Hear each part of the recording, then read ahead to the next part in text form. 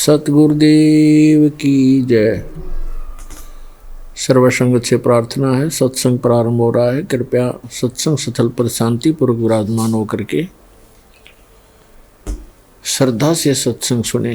परमेश्वर की प्यारी आत्माओं से पुनः निवेदन है, सत्संग प्रारंभ हो रहा है। कृपया सत्संग स्थल पर शांतिपूर्वक विराजमान होकर के श्रद्धा से सत्संग सुने। सत साहिब।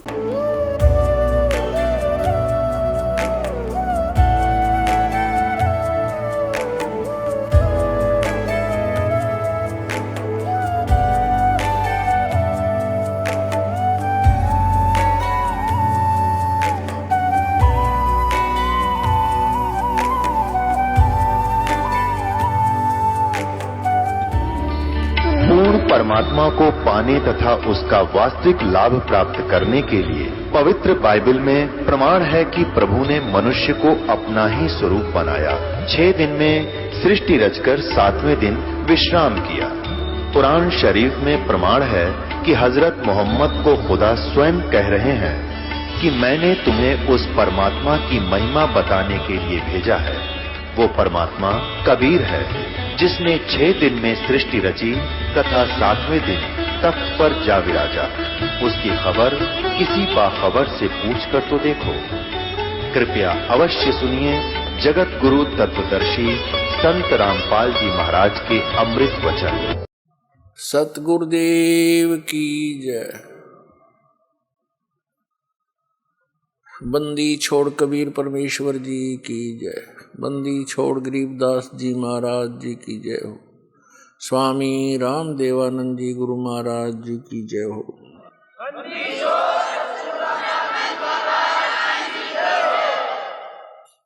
गरीब नमो नमो सतपुरुष को नमस्कार गुरु की नहीं। सुर नर मुनि जन साधुआ संतों सर्वस दीनहि। सतगुरु साहेब संत सब डंडो तुम प्रणाम। आगे पीछे मध्य हुए तिनको जा कुर्बान। नराकार निर्विषम काल जाल भय व्यंजनम। निर्लेपम निज निर्गुणम अकल अनुपवेशोन्दुनम। सोहम सुरति समापतम सकल समाना निर्तलय उज्ज्वल हिरंबर हरदमम बेपरवा अथाह। वार पार नहीं मदतम। ग्रीव जो सुमरै सिद्ध होई। गणनायक गलता ना करो अनुग्रह सोई। पारस पद परवाना।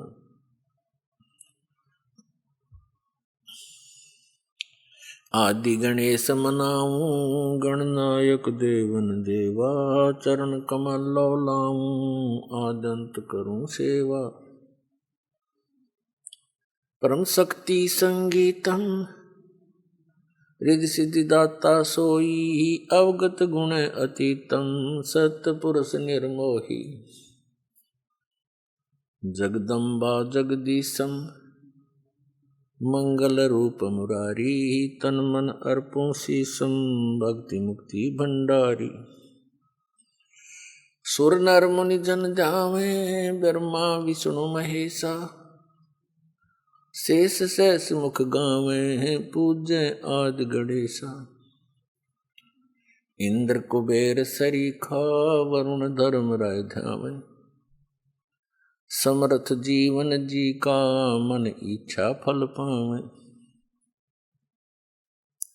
33 कोटि आधारा ध्यावे शेष 88। उतरे बहु जल पारा कट है यम की फांसी। 33 कोटि आधारा ध्यावे शेष 88। उतरे बहु जल पारा कट है यम की फांसी। कर जोरूं विनती करूं धरूं चरण पर शीश। गुरु जी राम देवानंद जी महाराज ने दियो नाम बख्शीश। कोटि कोटि सिजदा करूं, कोटि कोटि प्रणाम। चरण कमल में राखियो, मैं बांधी जाम गुलाम। कुत्ता हूँ गुरुदेव का, रामपाल दास का नाम। गले प्रेम की जेवड़ी, झांखे चोभा जाऊं मैं। तो करो तो बावड़ू, दूर दूर करो तो जाऊं। जो राखो तो ही रहूं, जो देवो सो खाऊं। परम पिता परमात्मा पूर्ण ब्रह्म, सर्व सृष्टि रचनहार, सबके मालिक कबीर परमेश्वर जी की असीम रजा से, असीम कृपा से आप चंद पुण्यात्माएं परमात्मा की महिमा सुनने के लिए उपस्थित हुए।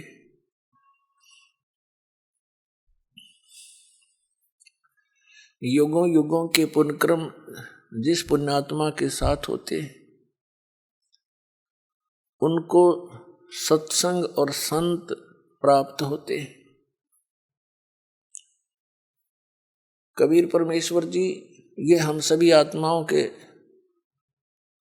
हमदर्द हैं, ये हमारे अपने पिता हैं, और हम यहाँ काल के लोक में घने दुखी हो रहे हैं।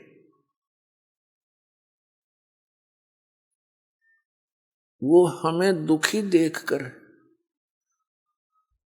स्वयं भी बहुत परेशान रहते हैं कि अब इनको कैसे काल के जाल से निकालकर अपने लोक में ले चलूं, क्योंकि यहाँ के भगवान ने, यहाँ के स्वामी ने, इस ब्रह्म ने, काल ने, ज्योति निरंजन ने आप जी को पूर्ण रूप से अज्ञान से रंग रखा है। आपको ना भगवान का पता, ना अध्यात्म ज्ञान का पता, जिससे ये पता चलता है कि आप कौन हो, ये यहाँ किस लिए जन्म और मर रहे हो।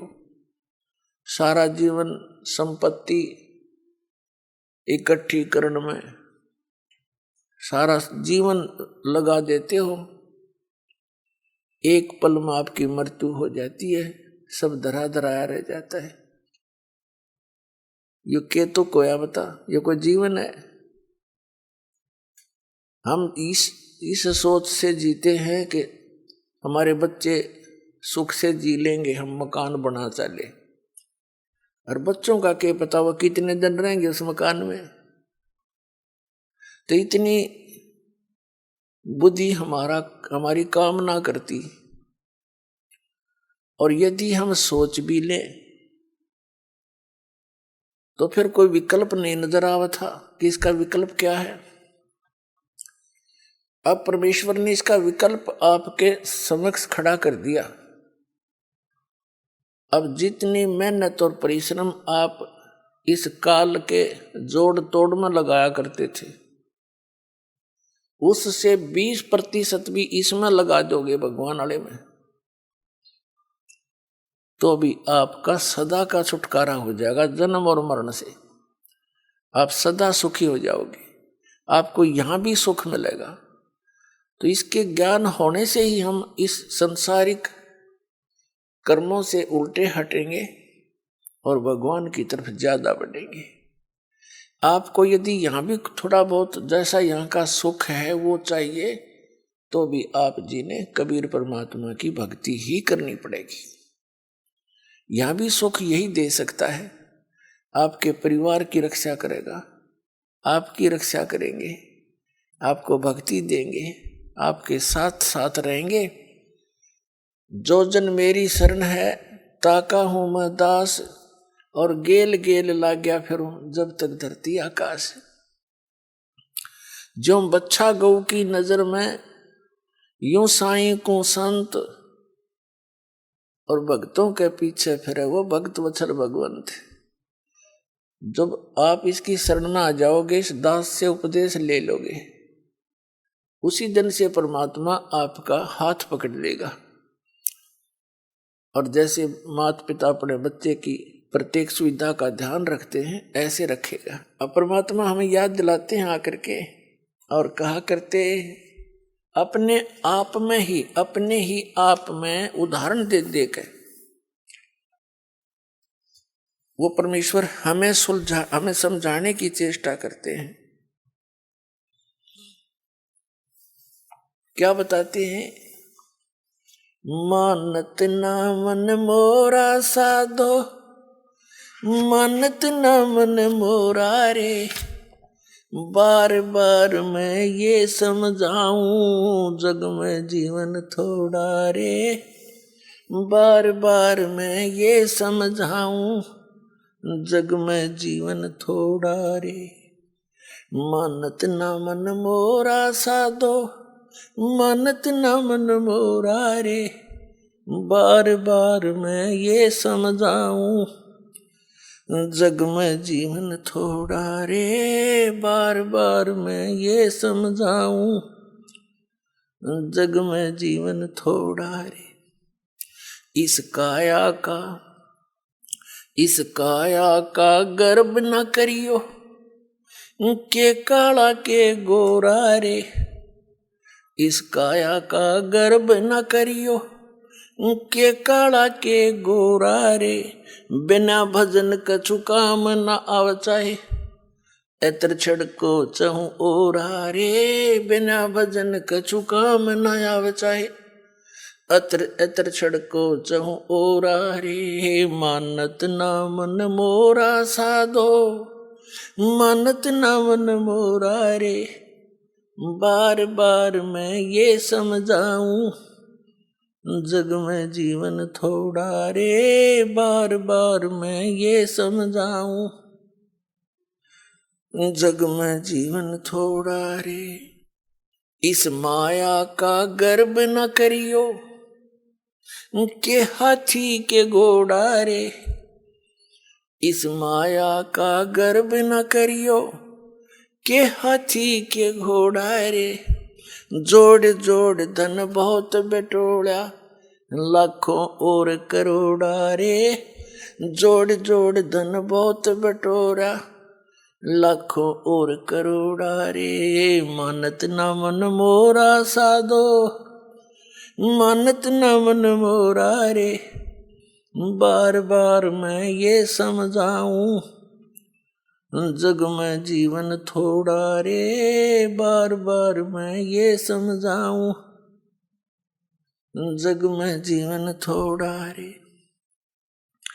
दुविधा दुर्मति चतुराई में जन्म गया नर तोरा रे, दुविधा दुर्मति चतुराई में जन्म गया मन तोरा रे, अब भी आने में लो सत्संग में, करो गुरु ज्ञान पे गोरा रे, अब भी आने में लो सत्संग में, करो गुरु ज्ञान पे गोरा रे। मानत ना मन मोरा साधो, मानत ना मन मोरा रे, बार बार मैं ये समझाऊं जग में जीवन थोड़ा रे, बार बार मैं ये समझाऊं जग में जीवन थोड़ा रे। शरण पड़े को गुरु संभाले, जाने का बालक बोला रे, शरण पड़े को गुरु संभाले, जाने का बालक बोला रे, कह कबीर तुम चरण चित राखो, जो सुई में डोरा रे, कह कबीर तुम चरण चित राखो, जो सुई में डोरा रे। मानत ना मन मोरा, मानत ना मन मोरा रे, बार बार मैं ये समझाऊं जग में जीवन थोड़ा रे, बार बार मैं ये समझाऊं जग में जीवन थोड़ा रे। शरण पड़े को गुरु संभाले, जाने का बालक भोला रे, शरण पड़े को गुरु संभाले। जाने का बालक भोला रे, कह कबीर तुम चरण चित राखो, जो सुई में डोरा रे। कह कबीर तुम चरण चित राखो, जो सुई में डोरा रे। मानत न मन मोरा, मानत न मन मोरा रे, बार बार मैं ये समझाऊं, जग में जीवन थोड़ा रे। बार बार मैं ये समझाऊं, जग में जीवन थोड़ा रे। अपने आत्माओं, परमात्मा कबीर जी आपके लिए भटक रहे हैं, क्योंकि आप जी को तो नशा करा दिया इस काल ने, भांग पिया दिया झूठे रंग की, या झूठे सुख की भांग पिला दी, और आप इसमें इतने मदहोश हो गए, राम भूल गए, अपना गांव भूल गए, कहां से तुम आए थे। और इसी व्यवस्था में ये जीवन है यहाँ पर जीव का। किसी का बेटा मर गया, किसी की बेटी मर गई, कोई डाका मार गया, कोई चोरी कर रहा है, किसी की टांग कट गई, कोई लट्ठम लट्ठा, कोई मुकदमेबाजी। कोई प्राणी चैन से नहीं है यहाँ। एक रंग से लेकर राजा तक भी जीव को सुख नहीं है। फिर क्या जीवन है ये? लेकिन ये आपकी पुनिशमेंट प्लेस है, यो आपकी सजा का स्थान है ये, और इसको आपने यहाँ फाइनल मान लिया। तो जब तक इस जेल से निकलने का कोई साधन नहीं प्राप्त था, तब तक तो व्यवस्था थी, अपनी मजबूरी थी। अब इस कैद से निकलने का अब ये तरीका बता दिया भगवान ने। इस परमेश्वर कबीर जी की शरण में आओ, दास के माध्यम से दीक्षा लो, और फिर परमात्मा आपका साथी होगा। कहते हैं कर ले गुरु वकील मुकदमा भारी है, कर लो गुरु वकील मुकदमा भारी है। तो इब गुरु आपका वकील बनेगा इस जेल से आपकी मुक्त कराने के लिए, और वो धर्मराज के दरबार में, यानी यहाँ के न्यायाधीश के दरबार में जाकर आपकी वहां पर वकालत करेगा। उस धर्मराज को वो सारे विधान दिखावेगा कि ये है आपका विधान। श्रीमद् भगवत गीता अध्याय नंबर 18 के श्लोक नंबर 66 में कहा कि सर्वधर्मान प्रीतज माम एकम शरणम वर्ज, अहम तवा सर्व पापेभ्यो मोक्षामि मा शुच। इस दास के रूप में परमात्मा वहां खड़े मिलेंगे आपको तिरकुटी के ऊपर, और वहां से फिर आपको साथ लेकर जाएंगे उस धर्मराज के दरबार में, न्यायाधीश के, चीफ जस्टिस के दरबार में। और वहां कहेंगे ये देखो आपका विधान है कि सर्वधर्मान परित्यज माम, आपका भगवान कह रहा है, आपका राजा कह रहा है, मेरे सतर की सब पूजाएं मुझे छोड़ दे और फिर उसकी शरण में जा। आप इसका अकाउंट लो, आपके सतर की जो साधना इसने की है उसको जमा करो, इसको बरी करो। जैसे परमात्मा के पाने का, यानी इस जेल से छूटने का ये एक साधन है, एक तरीका है, एक प्रोसीजर है। ये प्रथम मंत्र आपको प्राप्त हो तब आपको यहां तक बरी कराएगा परमात्मा, आपके साथ चलेगा वैसे तो यहीं से, लेकिन जब आप मूल कमल में पहुंचोगे आपका जाप होगा। ये प्रथम मंत्र में जो आप जाप करते हो मूल कमल का किलियम, तो वो परमात्मा आपसे पहले यहां तक तो आपको क्लियर कराए पाओगा, आपका डेबिट क्रेडिट साफ करके, और आपके वहां अकाउंट यहां तक तो ऑटोमेटिकली आप साफ मिलोगे। फिर त्रिकुटी में जाकर बात बिगड़ती है। वहाँ एक बहुत बड़ा मेला भरता है। वहाँ पर बहुत भयंकर स्थान है वो अनजान व्यक्ति के लिए। कहीं पर जैसे मेलों में आपने देखा हो, कहीं तक कोई नाच रहा है, कोई गा रहा है, कोई रीछ नचा रहा है, कोई बाजीगर तमाशा दिखा रहा है, कोई रागनी गा रहा है, किता कुछ ढोल पीट रहे हैं, और किता कोई साधु संत कोई कथा सुना रहा है। तो त्रिकुटी पर जाकर के बहुत बड़ा विशाल स्थान है वो। वहां पर ये काल नीचे के जो संत हैं नकली उसने भेज रखे हैं, ये इनके रूप धारण करके अलग अलग मंच बनाकर वहां सत्संग कर रहा होगा। और कहीं नाच रहे हैं, कहीं गा रहे हैं, कहीं पंक्तियां लगी हैं धर्मराज के दरबार में जाने के लिए। तो वहां यदि परमात्मा आपके साथ नहीं होंगे तो आप विचलित हो जाओगे, और उस समय परमात्मा आपकी बाजू हाथ पकड़ेगा। जैसे बालक का उंगली पकड़ लिया करे माता पिता, कहीं मेले में रड़ ना जाइयो, गुम ना हो जाए, यहाँ पर ऐसे साथ ले जाएगा। अब बच्चा भीड़ के अंदर कहीं भी कोई आकर्षक वस्तु देखता है, पिता का हाथ छुड़ा कर उसकी तरफ भाग जाता है, पिता को ध्यान नहीं रहे तो मेले में गुम हो जाता है। तो वहां ऐसी स्थिति है। तो क्या बताया है कि जब प्रथम मंत्र आपको दिया जाएगा तो ये यहां तक की कैद आपकी मुक्त हो जाएगी, कंठ कमल तक। इनसे यहां तक बरी हो जाओगे आप इन 5 मंत्रों से। इसके साथ साथ जो 2 नामों की जो धन है आपका, वो आपको अलग से मिलेगा। आपके सतलोक जाने वाली कमाई में वो सहयोगी होगा, क्योंकि वो उस परम पिता का जाप है। इसलिए उस सार नाम की जो आपको मिलता है लेट, उसकी कुछ पूर्ति ये 2 मंत्र करते रहते हैं साथ के साथ।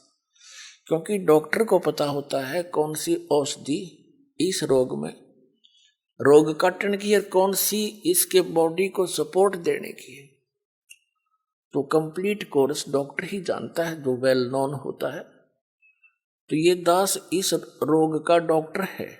इस पृथ्वी पर नहीं है कोई व्यक्ति और बस दास को ज्ञान है।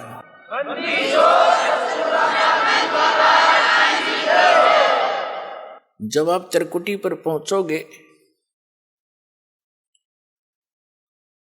तो वहां आपको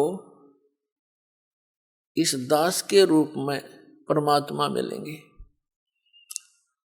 तो उस जैसे हमने सबसे पहले पति भर्ता पद पर आना पड़ेगा, वैसे तो इस ज्ञान के आधार से दास ऐसा आपको दृढ़ कर देगा, दूसरे संतों की आपने बात भी नहीं सुहावेगी, क्योंकि उनके पास अध्यात्म ज्ञान नहीं है, अटपट है। तो उस त्रिकुटी के उस मेले में वह कई सत्संग भी कर रहे होंगे, आप उधर देखो भी कोई ना कि तो बांटे हैं नींद में, जिनका पास कुछ नहीं है। ऐसी भावना जैसी आपकी यहाँ भावना है, जैसे विचार है, तो वहां ऐसा ही होगा। जैसे स्वप्न में जैसे विचार हैं, जैसे आपकी क्रियाएं हैं, तो स्वप्न में भी वही कई बार क्रियावान हो जाती है, ऐसा वहां रहेगा। तो जैसे आप जी ने दास दिखाई देगा, आप दौड़े दौड़े जाओगे, गुरु जी वो खड़े, चलो चलो सारे और भी भाई बहन जो साथ होंगे सबको कहो कि चलो वो खड़े गुरु जी सामने, वहां देखो। जैसे अब आपका भाव बना है, वैसे तो स्वभाव है साथ श्रद्धालु का। ये नकली गुरु भी दिखाई देते हैं, उनके ऊपर भी ऐसे झूम जाते। एक हीरो हीरोइन दिख जाती है तो वहां भी झूम जाते। ये तो स्वभाव है इस मन का, इस जीव का।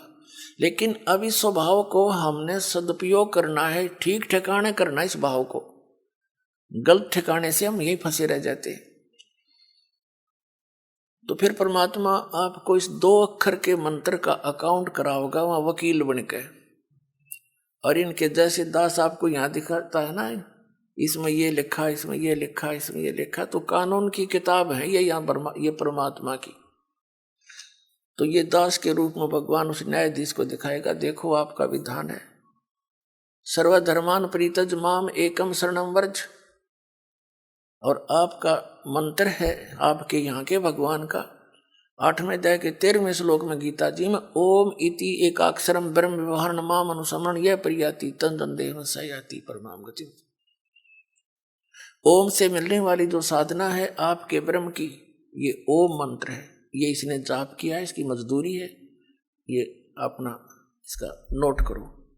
फिर ये 500 यज्ञ जो आप यहाँ करते हैं, इन 500 यज्ञ का अकाउंट भी इसी को देना होगा।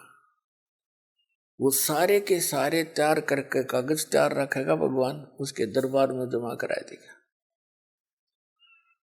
फिर कहेगा कि ये ओम नाम का जाप आपकी कमाई है, रुको, बाकी इसका अकाउंट क्लियर करो। 2 मिनट में साफ मिलेगा आपका, क्योंकि गुरु आपको यहां से लेकर और सतलोक तक आपके साथ रहेगा, यानी परमात्मा रहेगा इस दास के रूप में। तो इसलिए आपके विषय में बताया है।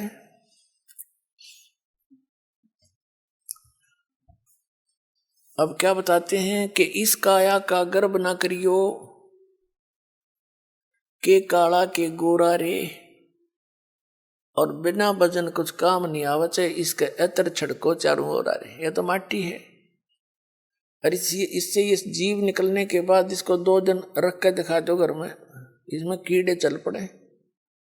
ऐसा बेकार शरीर है ये। कबीर साहब कहते हैं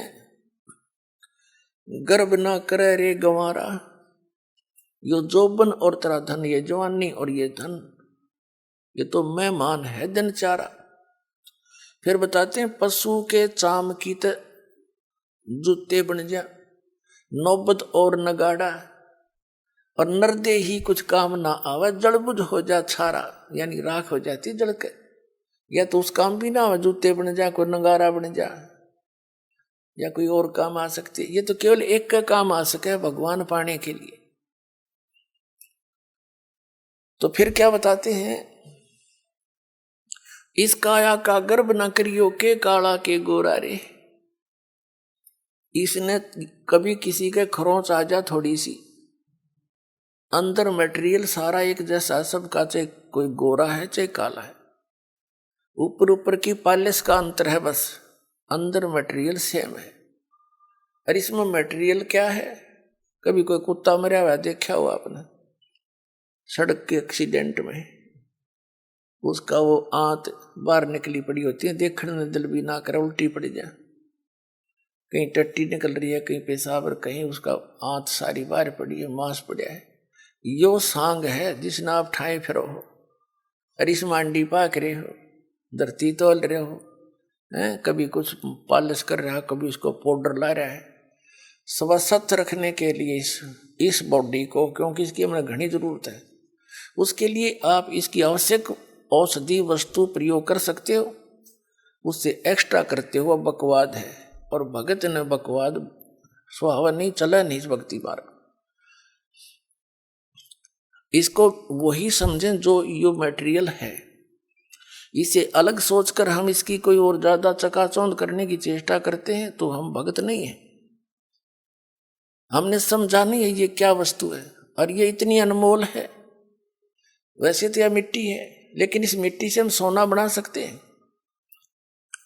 मोक्ष रूपी सोना, और इसके अतिरिक्त वो हो नहीं सकता।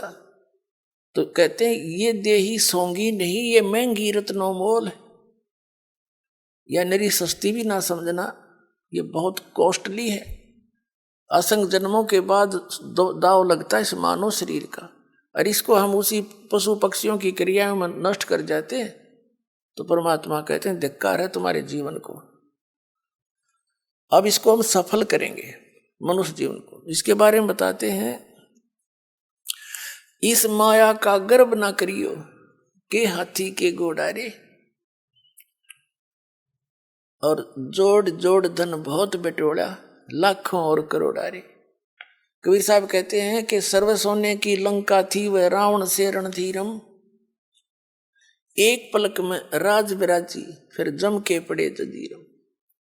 सारी सोने की लंका बनाए बैठा था कुबद्दी, सोने के जैसे हम गारा मिट्टी के ईंट बनाते हैं, ऐसे सोने की ईंटें बना के और सोने की गारा से उसको चढ़ा रखा था। और कहते हैं एक पलक में राज विराजी, राज से विहीन हो गया एक सेकंड में। और फिर यम के पड़े जंजीरम, काल के दूत ले गए उसने जकड़ के। हमें ये दंत कथा सुनाया करते ये आचार्य और शंकराचार्य, हमारे धर्मगुरु, ये मंडलेश्वर संत। कहते हैं रावण की मुक्ति होगी, श्री राम के हाथों मर गया। कोई बात हुई है? इसे को दिन को मार दो, ऐसे जालिम व्यक्ति को फिर स्वर्ग मिलेगा, मुक्ति होया करे उसकी। फिर भक्ति की आवश्यकता क्या रहेगी? राम तो मर जाते सारे, फिर राम ने अपना परिवार ना मारा एक भी, जब सद मुक्ति होनी थी। तो ये बकवाद गड़ा करते, न ज्ञान था को नहीं, जनता को मूर्ख बनाकर अपना पीछे लगाए रखना इनका उद्देश्य था। अब बुद्धिमान हो, भक्ति करनी है तो विवेक से करो, न तो कोई फायदा नहीं डले डोन का। तो परमात्मा बताते हैं कि इस संसार की किस वस्तु की डिमांड करते हो आप? क्या मांगू कुछ स्थिर ना रहाई, और देखत नैन चला जग जाई। 1 लख पूत 1.25 लाख नाती, उस रावण का दीवान बाती। यदि आप भगवान से धन की डिमांड करते हो, उस रावण जितना धन तो आप मेरे ख्याल में 100 जन्म भी नहीं इकट्ठा कर सकते। और एक पुत्र ना है किसी के, वो पुत्र डिमांड करता रहता है, बस ये मरे जाए, वो पुत्र वाली डिमांड ना पूरी होती इसकी। तो बिना ज्ञान के हम ऐसे दुखी थे, इस ज्ञान से हमारी 90% ये अननेसेसरी जो डिमांड है ये खत्म हो जाएगी।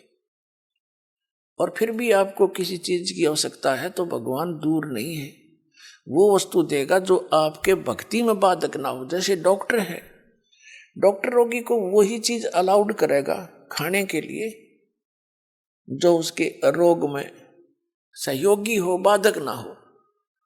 तो डॉक्टर नहीं है, उसने नो क्या कुछ खा ले, बता कोई बात है? ब्लड प्रेशर का मरीज और उसने घी खवावे और वो घी खाना चाहता है और डॉक्टर कहे खा ले, तो डॉक्टर नहीं है, वो तो दुश्मन है उसका। तो हम आपको वो वस्तु कति अलाउड नहीं कराएंगे जो आपका जीवन नाश कर दे, यानी भक्ति नाश कर दे। आप भक्ति करियो चाहे ना करियो, ये कोई बालकों का काम नहीं है। ये मैं कोई डूम बाट नहीं, कोई मांगनियां खड़ियां नहीं, एक मैंने रोजी रोटी ना मिल रही थी। इस दास ने इस परमात्मा के प्रोसेस को, इसके सारे ज्ञान को बहुत गहराई से समझा है और तब इसके ऊपर कदम रखा है। और कितने संघर्ष के बाद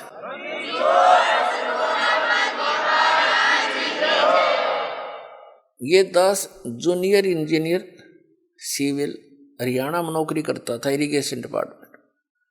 जब से ये ज्ञान हुआ, एक नारी तड़प बनी और ये सोचा करता था कि भगवान ये सभी मेरे जैसे दुखी हैं, सभी परमात्मा के लिए भटक रहे हैं। कोई सालासर जाता है, कोई वैष्णो देवी, कोई अमरनाथ के इतनी भयंकर पहाड़ियों पर चढ़ जाता है, वहां मर भी जाते हैं बर्फीले तूफानों से, फिर भी जाते हैं, अगले दूसरे हिचकते नहीं। और ये ज्ञान यदि आपके बच्चों तक पहुंच जाए, भक्ति ते न करनी है तो या अच्छी भक्ति करेंगे तो काम आओगे, तो डरे ढोरे। और कुछ फिर ये हुआ था कि असंग जन्म हो गया, हमने ये नौकरी करते हैं कि तो बालक पैदा करके न पालते पोसते, राजा भी बन दिए, परमात्मा का विधान बताता है, फिर गधे भी बन गए। तो ये सोचा था दास ने कि भगवान दया करे, उसका प्रचार करूं। जब तक आदेश नहीं था नाम का, तो भक्तों से मिलता था, अपने मित्रों से, रिश्तेदारों से, घर वालों से, सबको कहता कहवाता, और जो समझ जाता नाम दिलवाता था अपने पूज्य गुरुदेव जी से। फिर और मन में ये सोचा करता कि इस नौकरी ने छोड़ छाड़ के अपनी तो भक्ति करूं, इसमें तो सारा दिन सिर दर्द रहता है। लेकिन वो भी हमारी अपनी बालक वाली सोच थी। लेकिन परमात्मा का ज्ञान तो ये कहता है कि डेरे डंडे खुश रहो, खुश रह लेना मोक्ष। द्रुपरलाद भी पार हो गए, फिर गृहस्थी में के दोष। तो फिर दिल सा डटे था। फिर गुरुदेव ने आदेश दे दिया एक दिन के नाम दिया कर, तू आज से मेरा आशीर्वाद तेरे साथ होगा। विश्व में तेरे समान संत नहीं होगा। मैं उनके मुंह की तरफ देख रहा था।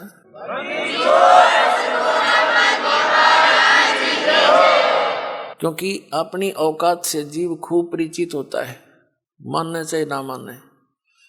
मुझे अपनी सतीथि का पता था कि जितना वजन इन्होंने दास पर रख दिया इस योग्य नहीं है। फिर भी मेर है उनकी, गुरु मेर करें तो कागज हंस बना दे। तो उन्होंने कहा तेरे साथ रहूंगा, चिंता मत करना। और आज से सभी जितने उनके शिष्य थे सबसे कह दिया था कि आज के बाद मैं तुम्हारा गुरु नहीं हूं। आज से दोबारा इससे उपदेश ले लो और इसको गुरु बनाओ, इससे तुम्हारा मोक्ष होगा। अब यह बात भी नहीं हमारे गले उतरे थी कि उन तो मौज है उनकी।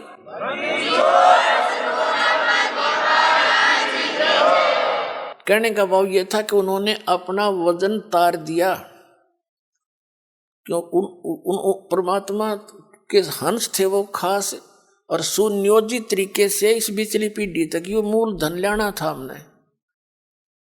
और वो उनको उनके से द्वारा पार नहीं होने थे, ये पार इस दास के द्वारा होने थे।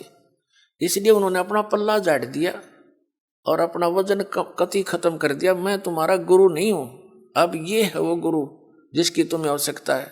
छुड़ानी के अंदर उन्होंने स्पेशल ब्लॉक सबको सामने कह दिया था। तो बुद्धिमान व्यक्ति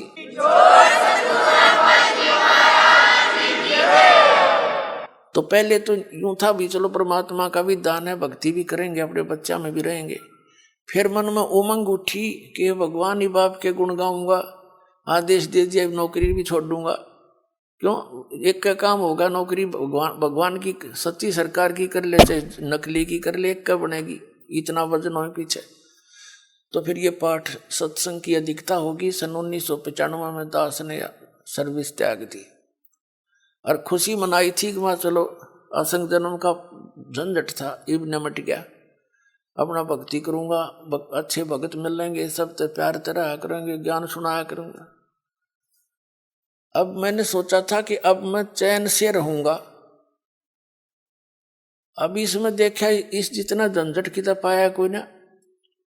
साची को कबीर साहब कहे हैं, साची को और मारना है, भला करूं और बुरा बतावें। वो नए सिरे तो और संघर्ष शुरू हो गया। जिस भी गांव नगर में हमने जाकर सत्संग किए, 2-3 दिन एक घर में पाठ करके हम सत्संग सुनाया करते थे। तो उस नगर के जो वो नकली संत 1-1, 2-2, 10-10, 20-20 सब गांव में बैठे हैं। उनको पता चले वो तो ब्रह्मा विष्णु महेश के बारे में ये कहता है, देवताओं की पूजा की भी मना करता है, ऐसा करता है। तो वो गांव गांव में शत्रु पैदा हो गए। हम नहीं उनको कुछ शत्रु मानते थे, लेकिन वो रोजी रोटी वाले हमें मानने लगे। तो यहाँ तक बात बढ़ती फिर आपने पता है क्रोथा कांड करा दिया इन दुष्ट लोगों ने। ये जनता के हितैषी नहीं, और जिन्होंने भी परमार्थ की चेष्टा की है ये सदा आगे अड़ते रहे। जैसे ईसा मसीह जी ने सच्चाई कहने की चेष्टा की थी, करस करवा दिया इन दुष्ट लोगों ने। कबीर परमेश्वर जी ने सच्चाई की ढोल के डंके पे इन्होंने वो दुख दिए, इन नकली गुरुओं ने। कलेजा मुंह को आता, पर भगवान की जब लीला पढ़ता है ये दास पढ़ी नहीं जाती है। आपके लिए भटक रहे हो, और इस दास के लिए क्या हुआ आपको पता नहीं। दास तो खूब गहराई से निकला, या मेरे साथ जो भक्त रहे हैं उनको पता है कितने संघर्ष से ये ज्ञान ऊपर को आया है, लेकिन सारा कबीर साहब का ही रहा है। तो दास ने ये सोचा था कि इसमें चैन से रहूंगा, इस जितना दुख तक इतना भी ना पाया। लेकिन अब ये दुख एक बार दास ने हो लिया। कुछ भगत हमारे साथ थे, उन्हें जेल तक जाना पड़ गया इस परमार्थ के लिए। इसी जेल तक 100 मिलो हमने, जो भगवान के बच्चे उभर जाए, जनता का कल्याण हो जाए।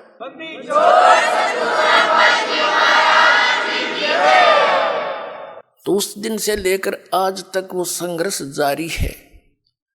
लेकिन अब परमात्मा की दया होगी कि परमात्मा के बच्चे इन प्रमाणों को देखकर अब इनका यो ज्ञान समझ में आ गया, इन्हें सो आ गया। पहले तो सुहा हुआ ही नहीं था।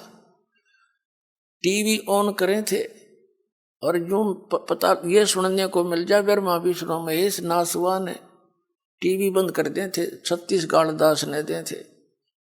यो बकवाद करता है, ब्रह्मा विष्णु जी को भी नासवान बताता है, इनके माता पिता बताता है।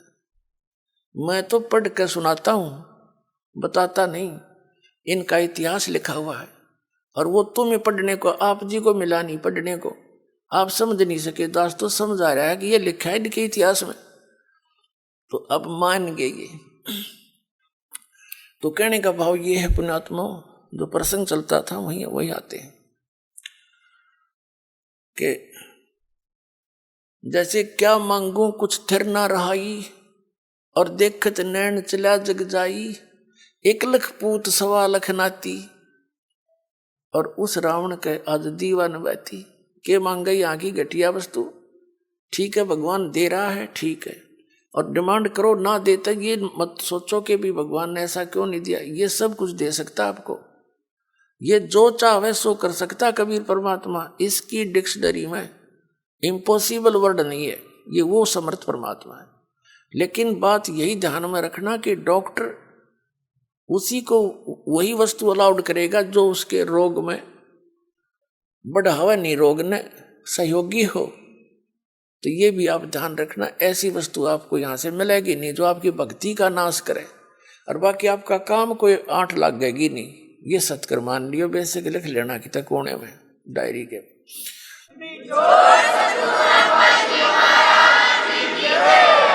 तो क्या बताते हैं कि दुविधा चतुराई, दुविधा दुर्मति चतुराई में जन्म गया नर तोरा रे, और अब भी आन मिलो सत्संग में, और करो गुरु ज्ञान पे गौरा रे। यानी गौर करो, इसमें गड़े ध्यान से विचार करो जो गुरु जी ज्ञान बताते हैं। फिर बताते हैं कि शरण पड़े को गुरु संभाले, जान के बालक भोला रे, और कहे कबीर तुम चरण चित राखो, ज्यों सुई में डोरा रे। जैसे सुई में धागा डाल देते हैं और नीचे गांठ लगा देते हैं, धागा उस सुई के लटकता रहता है, उसके ऐसे चिपटा रहता है, उसे दूर नहीं हो सकता, उसको साथ साथ ले जाएंगे, साथ लटकता जाएगा। कहते हैं शरण पड़े को गुरु संभाले, जान के बालक भोला रे। पुणात्मा जैसे जितने भी दास ने बहुत इतिहास दिखाए, नकली ऋषि में ऋषियों के संतों के, सभी का विधान है कि जो कर्म में भाग में लिखा है वो तो आपने भोगना ही पड़ेगा। भाग्य में जो लिखा है उसको प्रारब्ध कहते हैं, प्रारब्ध। अब प्रारब्ध में हमने जो दुख भोगने पड़ेंगे, फिर भक्ति की आवश्यकता क्या है? कौन करेगा भक्ति? 1-2 चोटी सी लाग जब आदमी फूक देगा ठाके सारी मूर्तियां नरुन फोटुआ ने, तो क्या कैसे भक्ति कर सकता है? दिल टूट जाता प्राणी का। भक्ति करने की उत्साह तभी बनता है जब आदमी आने वाली आपदा का पता लग जाता कि ऐसा होना था, और फिर एकदम परमात्मा उस बला को टाल देगा आपकी, और आपको महसूस भी होगा सचमुच आज शरण में ना होते थे, बिजली गिर गई थी। तो फिर दूनी रुचि बनेगी भक्ति में।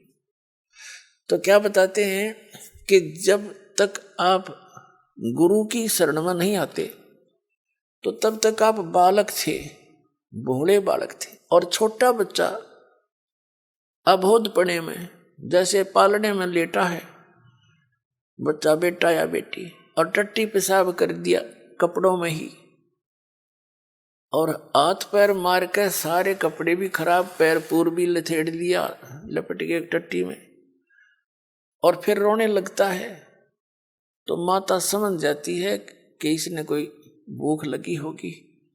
वो जाती है उसको संभालने के लिए, तो क्या देखती है? सारे कपड़े भी खराब कर रखे, टट्टी भी कर रखी, पेशाब भी कर रखे। तो उसने बालक बुरा नहीं लगता, उसको पता है, इसने पता को नहीं, ज्ञान है माँ ने कि इसको पता नहीं बालक से, उसको ऊपर कोई दोष नहीं, कोई क्रोध नहीं करती।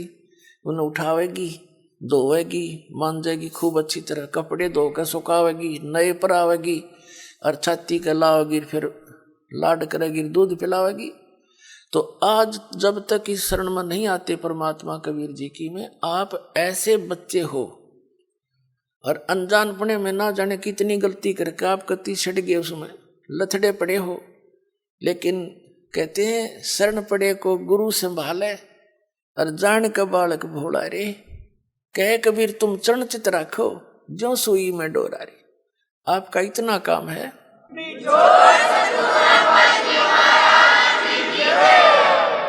आपके जो प्रारब्ध में जो पहले के जितने भी पाप थे वो आपके साथ लपेट के भेज रखे काल ने, और जिसे पुण्य थे वो भी अंदर डाल दिए, तो आपके दोनों मिलाकर मिश्रण कर रखे है।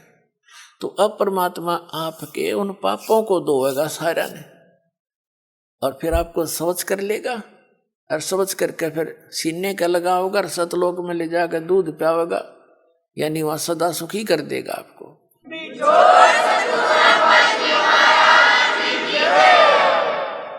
शरण पड़े को गुरु संभाल जान का बालक भोरा रे। कह कबीर तुम चरण चित राखो। फिर आपका कर्तव्य बताया है कबीर साहब ने, आप भी अपने गुरु जी से ऐसा अभेद संबंध कर लो, मन में दोष नहीं आवे। जिस दिन आपके गुरु जी के प्रति कोई विकार आता है, यानी कोई कमजोरी झांकते हो गुरुदेव के अंदर, तो उस दिन आपका नाम खंडित हो जाता है। और काल यही चाहता है कि ये एक बार संत से इसका कनेक्शन कट जा, फिर यो कितना धक्के खाए जाइयो, कहीं तेरा लंबा चौड़ा का क्षेत्र है इसका, तो फिर इसको यही उलझा कर मार देता है। तो परमात्मा कहते हैं द्वार धनी के पड़ा रहे, धक्के धनी के खावे, 100 काल जगजोल ही पर द्वार छोड़ नहीं जावे। एक ये फाइनल फार्मूला है इस भक्ति मार्ग में। इस परमात्मा कबीर जी के धनी के द्वार पर पड़ा रहे और इसी के धक्के खावे।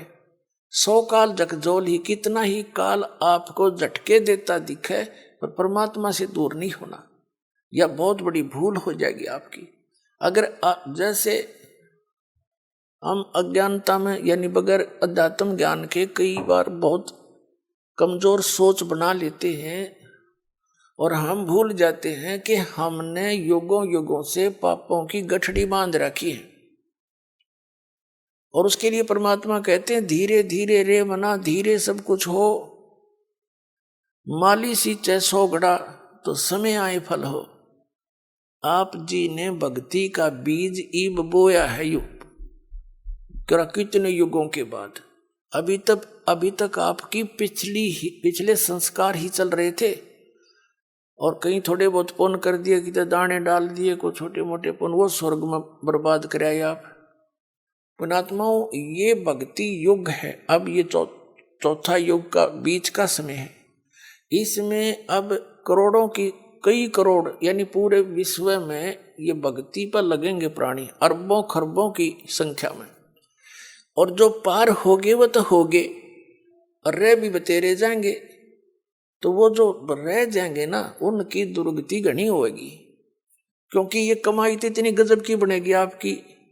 पहले मंत्र से बहुत गजब की कमाई बन जाती है, जबरदस्त भक्ति धन संग्रह होता है आपका। और फिर उनके अगर आप पार नहीं हुए तो क्या करेगा आपके साथ में। जैसे आपकी भक्ति धन इन ऊपर के लोकों में आपको इनका प्रतिफल मिलेगा। जब सतलोक नहीं जान पाए तो फिर ऐसे बनेगी आपके साथ।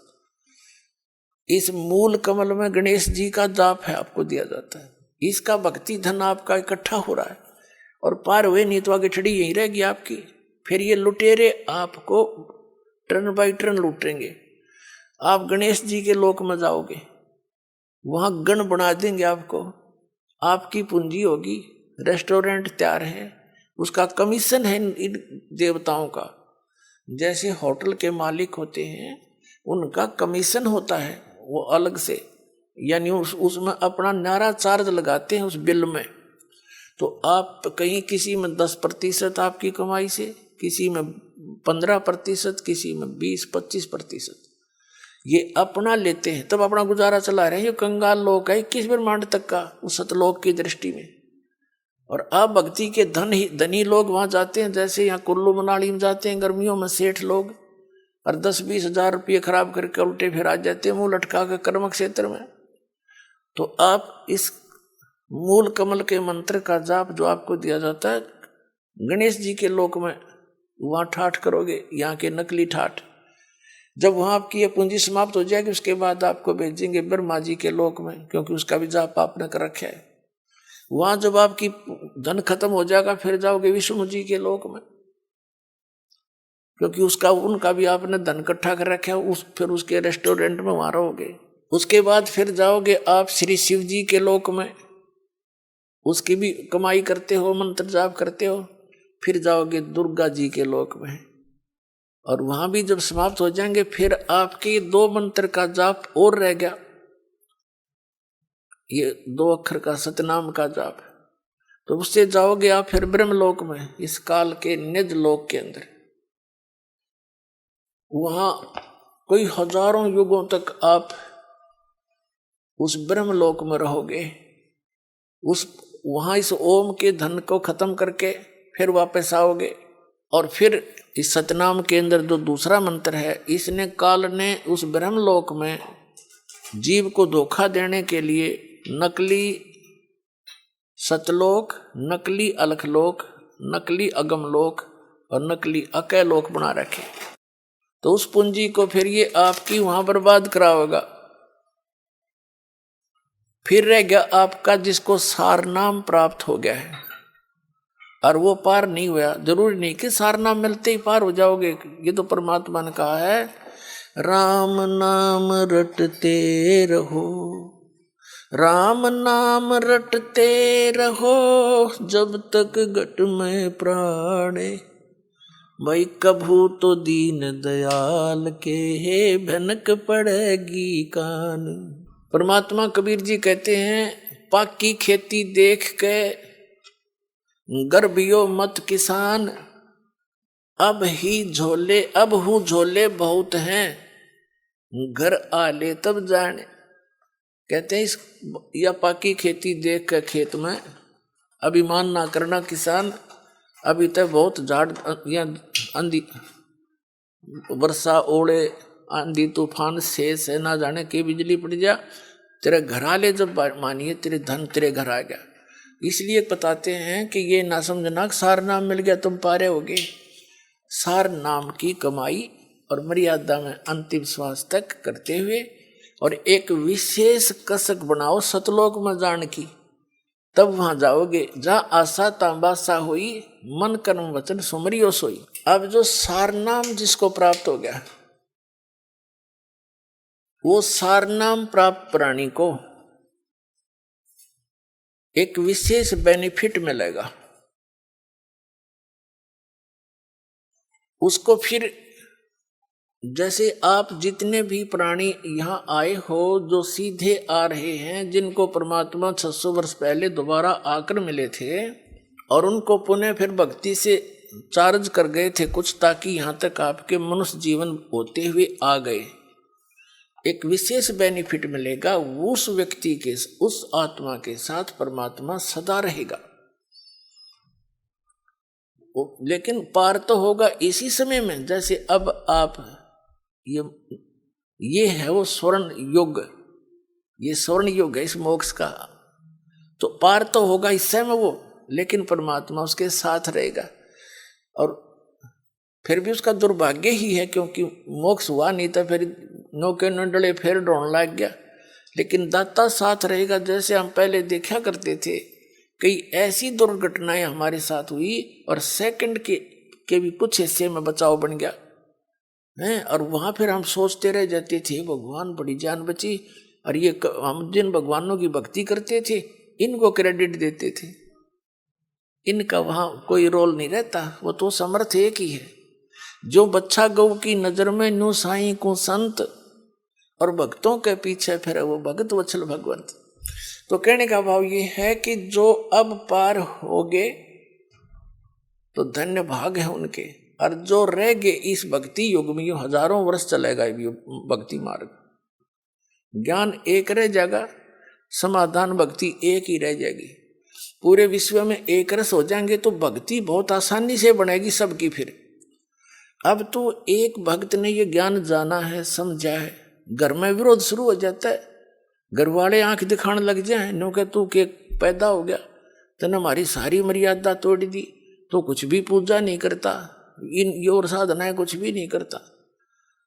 तो इसलिए हमारी अभी भक्ति जो है झटकम पटकम चल रहे हैं, हम बस हंगाइसा कर रहे हैं, लेकिन ये हम चलते रहेंगे तो वो सेट हो जाएंगे। उनको मानना पड़ेगा, उनके साथ ऐसी घटनाएं घटेंगी और फिर यहाँ आते ही राहत मिलेगी, तो वो आपके साथी हो जाएंगे। और फिर जब एक रस हो जाएंगे हम, जैसे कोई सिख धर्म में जन्मा है तो सारे ज्ञान से जितना उनको ज्ञान उससे परिचित, सब यस नो प्रॉब्लम। जैसे हिंदू धर्म में जन्मा है, जो कुछ भी उसके ज्ञान है, जो क्रियाएं सब कर रहे हैं, नो प्रॉब्लम। तो फिर ये सारा कुछ ज्ञान एक हो जाएगा, एक मर्यादा, एक साधना, एक ही परंपरा हो जाएगी, फिर नो प्रॉब्लम। फिर तक जितने सांस लोगे परमात्मा की तरफ ही होंगे। बहुत आसान मोक्ष है, सबसे आसान काम यहाँ से मुक्ति पाना है, जो आज तक पहाड़ बन रहा था। इस सीधे से इस मंत्रों से काम करते करते भक्ति करो, प्यार से रहो, सबको दुखी जानो, यहाँ सभी दुखी हैं, यहाँ सब लावारिस हैं, ये समझ लेना आप। लेकिन कद समझ में आओगी वो थोड़ा टाइम लगेगा। हम सब लावारिस हैं, हमारा वारिस सतलोक में है और हम अपनी गलती करके इस काल का फंस गए। ये तो विलियन है, हर तरह से धोखा देकर हमसे सब क्रियाएं बाई फोर्स करवा रहा है। किसी भी कार्य को देख लो आप, संतान उत्पत्ति बाई फोर्स कराता है, इतनी वासना पैदा कर देता, बलात्कारों तक कर जाते हैं दुष्ट लोग। तो कोई बात है या? और इसी कोई भी कार्य आप देख लो, सारा विवश करके करवाया जा रहा है, ये नहीं करोगे तो ऐसा नहीं होगा, ऐसा नहीं करोगे तो ऐसा नहीं होगा। और वो सतलोक है जहाँ पर आप जिस सुख की यहाँ खोज कर रहे हो वहाँ मिलेगा। जैसे यहाँ हमने कहाँ तक कोशिश कर ली, रिमोट लगा लिए टीवी चलाने के, अंगूठा नहीं, काम ना करना पड़े, मौज करें। लेकिन क्या एक रिमोट से काम खत्म हो गया? तो ये हमारी चेष्टा है कि हम काम थोड़ा करें, सुख गणा हो, धन गणा मिले, सुविधा सारी हो, और काम करना नहीं हो। हम बच्चों को इसलिए पढ़ाते हैं अच्छे अफसर बन जावे हैं, काम थोड़ा और धन गणा, और आराम से रहेंगे। आराम रूम तो उसने है नहीं, मुझे पता कितना आराम है नौकरी वाले ने, सारा दिन टेंशन में रहता है वो, जितना बड़ा अधिकारी बनता चला जाता। पर हम तो गधे हो गए, इन दुखों ने सहन करने के आदि बन गए, सहन मस्ती मान रहे हैं। झूठे सुख को सुख है ये मान रहा मनमोद, ये सकल चबीना काल का कुछ मुख में कुछ गोद। तो कहने का भाव ये है कि जो सतलोक में सुख है, हम उसकी तलाश यहाँ कर रहे हैं। ये सुख साख तो किसी को है नहीं। तो प्रसंग चल रहा था, हम वहीं आते हैं कि परमात्मा हमारे लिए भटक रहे हैं। अच्छा, फिर हम क्या होगा? जैसे अब क्या बताते हैं कि इस ज्ञान के आधार से यहां कोई रह भी जाएगा, रह तो जाएंगे कुछ लास्ट से में, तो फिर क्या होगा? परमात्मा कहते हैं अभी जैसे इस भक्ति युग के दौरान और कोई नाम टूट गया किसी कारण से, उसने गलती कर दी। देखो, दो प्रकार से विमुख होते हैं। एक तो गुरुद्रोही बन जाता है, उसको तो भगवान संभालता नहीं, उसको तो कई हजार युगों तक मनुष्य जीवन नहीं मिलेगा फिर। और जो वैसे गलती से कर जाता है, गफलत कर जाता है, भक्ति करता करता छोड़ दिया, तो उसने अपना काम बढ़ा लिया। फिर वो जाएगा, जैसे आपको बताया, पहले गणेश जी के लोक में, वहाँ अपने जीवन पूंजी नाश करेगा भक्ति की। फिर जाएगा ब्रह्मा जी के लोक में, फिर विष्णु जी के लोक में, फिर शिव जी के लोक। तो यहाँ परमात्मा ने एक ऑप्शन और बताई है आपको। कहते हैं शिव मंडल ब्रह्मापुरी चाहे विष्णु लोक में हो, हमरे गुण भूल नहीं तो आन छुटाऊं। तो कितना कितना रहम किया आपके ऊपर। कहते हैं यदि तू गलती से और बीच में गफलत कर गया, फिर पहुंच गया विष्णु लोक में, शिव के लोक में, कहते वहां तेरा फिर याद आ जा कि मैं तो गलत आ गया, ये तो पहले बताया करते गुरु जी, या तो मेरी पूंजी नाश होएगी, मेरा तो काम बिगड़ गया सारा। कहते वहां भी जो हृदय ते रोएगा ना तू, तुझे वहां से भी छुटवा लाऊंगा और पुनः मनुष्य जन्म दिवा के तुझे फिर से लाइन में ला दूंगा। इतने दयालु हम जी छोड़।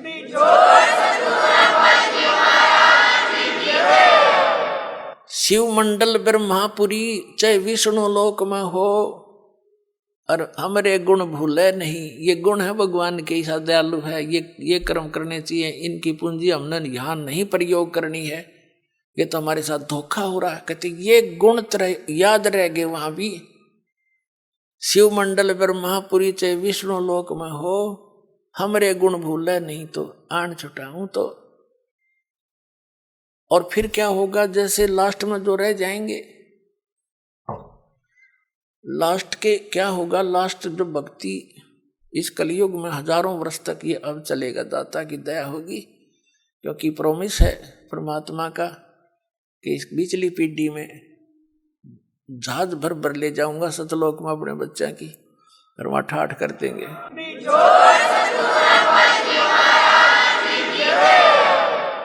और पिछले लास्ट वाले फिर धीरे धीरे भक्ति कम होती चली जाएगी, गफलत में आते चले जाएंगे, सुख घना होगा। क्योंकि यहाँ पर सतयुग जैसा माहौल एक बार फिर बनेगा, और यो सुख भी इस जीव का दुश्मन है। कबीर साहब कहते हैं कि सुख के माथे पत्थर पड़ो, जिसते नाम हृदय ते जावे, और बलिहारी व दुख के जो पल पल नाम रटावे। कबीर साहब कहते हैं, हमें उदाहरण देते हैं कि इस यहाँ के नकली सुख में अंधे ना होना। कबीर साहब कहते हैं, आग लगाए से सुख के, जिस तो भगवान ते दूर हो जावा। हे परमात्मा, ऐसा सुख ना दिए जिस तो आप ते दूर हो, और ऐसा दुख बनाए रखना जिससे आपकी याद बनी रहे। बलिहारी व दुख के जो पल पल नाम रटावे। तो इस प्रकार परमात्मा हमें अपने उदाहरण दे देकर समझाते हैं कि यहाँ क्या सुख की ज्यादा डिमांड करने की आवश्यकता नहीं है। जब सुख घना हो जाता है, ये जीव परमात्मा से दूर अवश्य होता है। आप देख लो, कितना बड़ा सेठ हो, ठीक है, कभी महीने 6 महीना में कितना माथा टेक आया, 10,000 रुपये दे आया, बस इतनी सी रह जाती है इनकी। ऐसे मंत्री हैं, मुख्यमंत्री हैं, प्रधानमंत्री हैं, इन आस्था से है भगवान की, पर भक्ति नहीं कर सकते ये। ठीक है कि माथा टेक आए हैं फॉर्मेलिटी सी, क्योंकि जीव है, भगवान के लिए तो रह ही नहीं सकता। तो वो भगवान अगर इस मार्ग पर उनको लगाना चाहो, आज नेड़े भी ना हो, उन्हें तो बकवाद चाहिए। अच्छी बढ़िया कोठी, लंबी कार, सामने घूटी छूटी, कलबा में बकवाद करनी, तो ये छोड़नी पड़े, तो वो छोड़ नहीं सकेंगे। वो जब छोड़ेंगे जब गधे बन लेंगे फिर को मार छुटवा होगा उनकी सारी।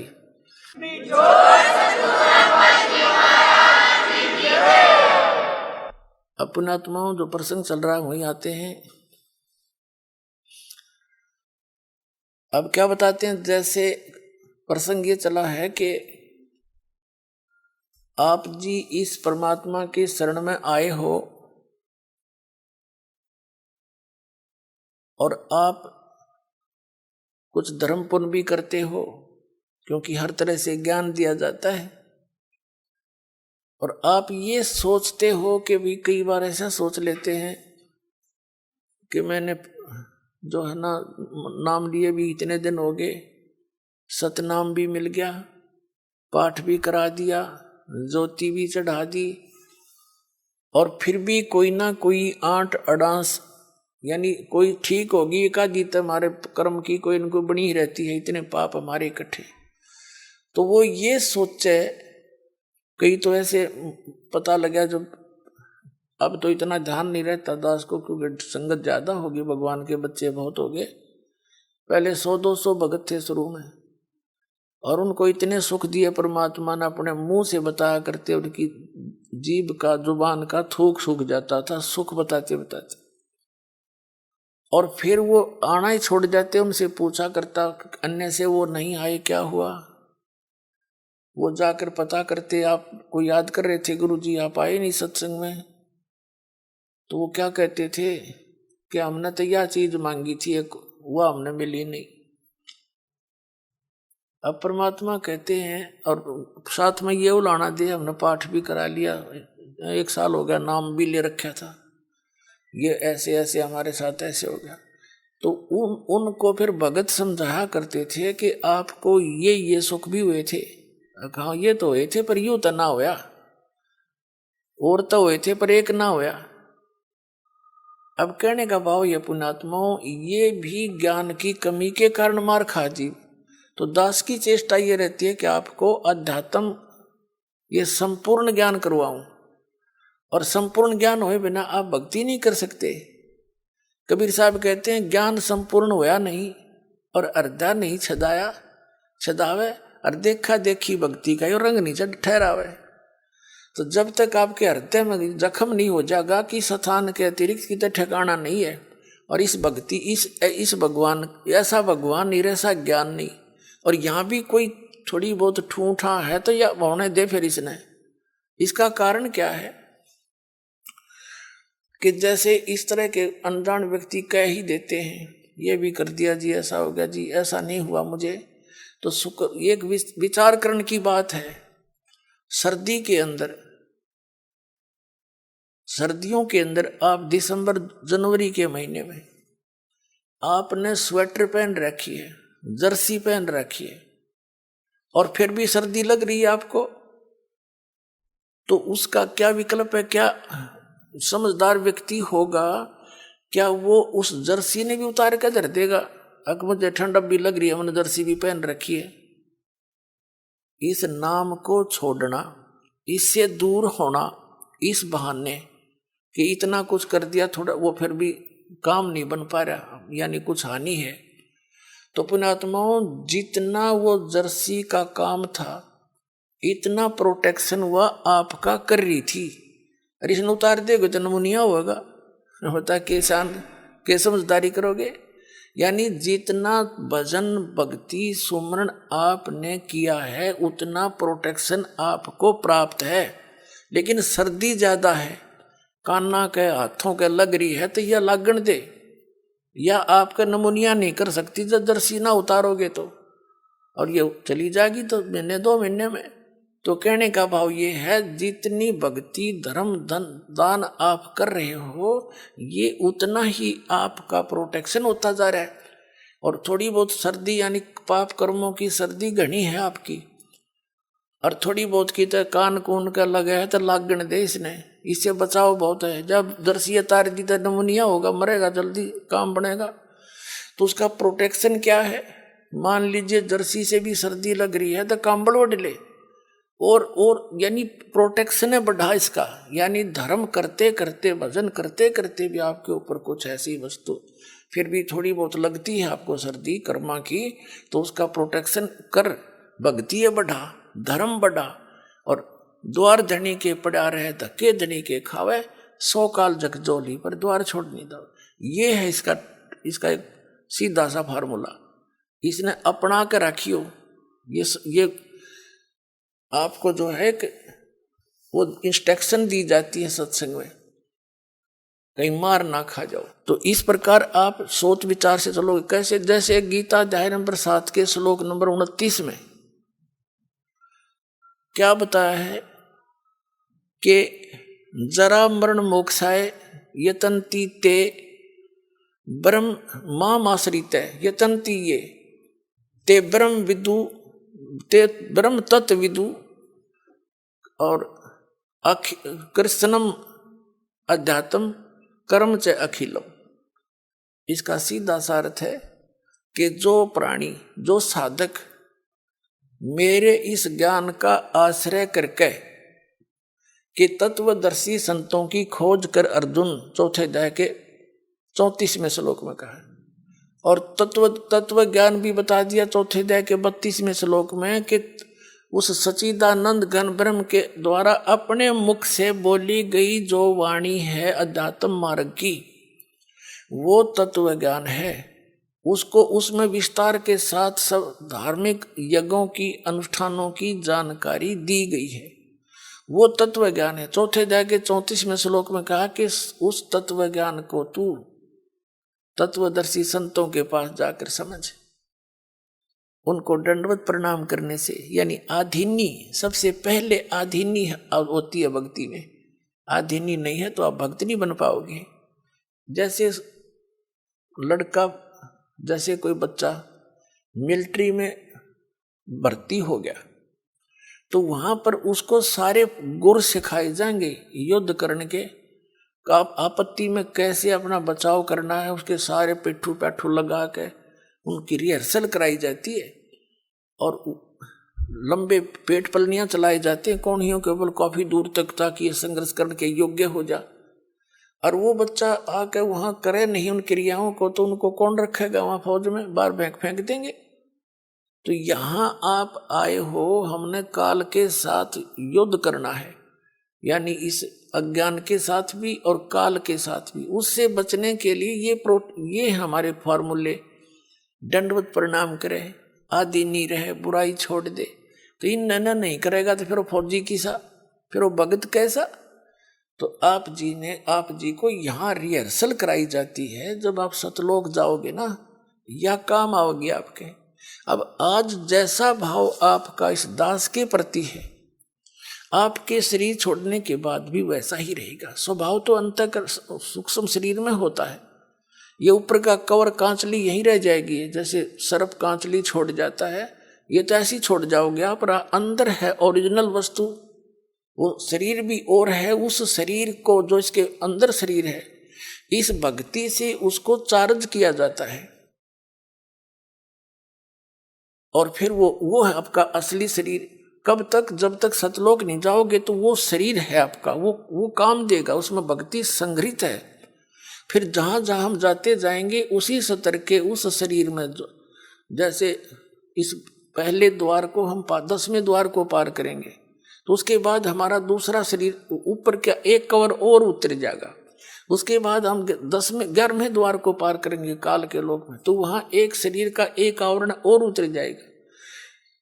उस नीचे वाले में दूसरे मंत्र की चार्जिंग रहेगी। फिर हम उससे जाकर के 12वें द्वार को पार करेंगे, तब वो दूसरे मंत्र वाला जो कवर जिससे चार्ज है वो भी वहां भक्ति वहीं रह जाएगी। फिर केवल तीसरे नाम वाला ही वो आत्मा के साथ जागा और सतलोक में जाकर आपको तुरंत उसके ऊपर अन्य शरीर इट इज फिट हो जाएगा, जो वहां के हंसों का होता है।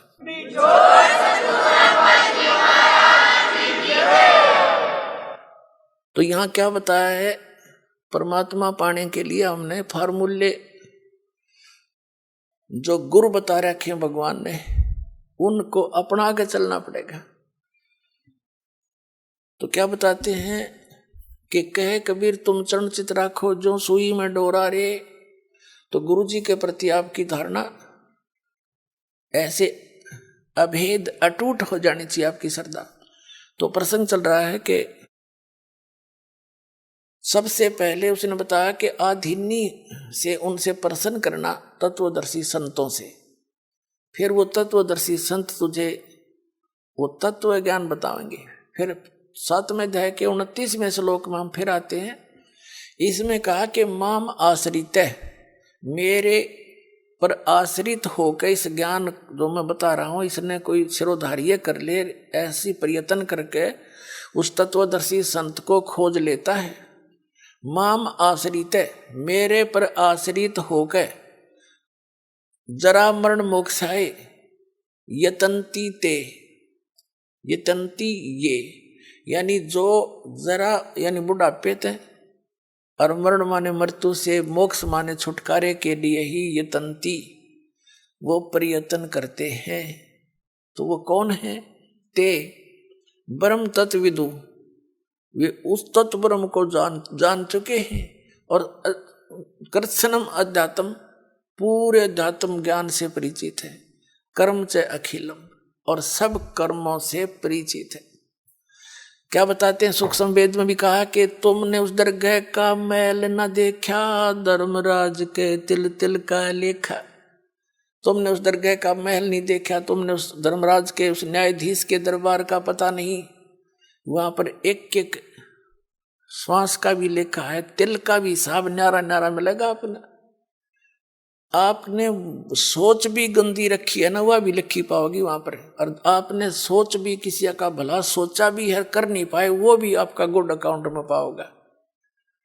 क्या बताते हैं, चिट्टी पायल बाजे पैर और साहेब सुनता है सब लहर।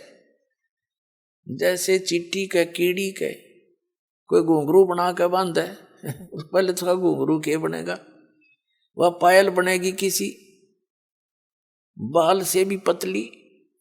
और कहते हैं उसका भी यदि थोड़ा सा शोर हो गया, यदि पहले तो उससे शोर हो ही नहीं सकता। कहने का भाव है कि अगर उसकी भी चाहे पायल का खुड़का, चिट्टी के पैर की पायल भी थोड़ी बहुत खुड़का करेगी ना, साहिब सुनता है सब लहर। कहने का भाव ये है, आपकी सूक्ष्म से सूक्ष्म भी सोच को वो परमात्मा खूब सुनता है।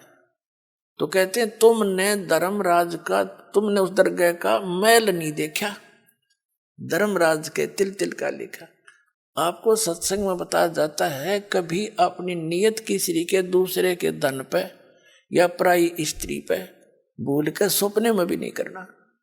अपने मन को हमने परमात्मा के रंग में रंगना है। और यहाँ से चलते समय फिर यही बकवाद बहाऊंगी, जैसे त्रिकुटी पर गए, वहाँ तो काल का भयंकर जाल है, वहाँ डांस हो रहे हैं, बड़ी बड़ी स्टेज लगा कर सुंदर सुंदर लड़कियां नाच रही हैं।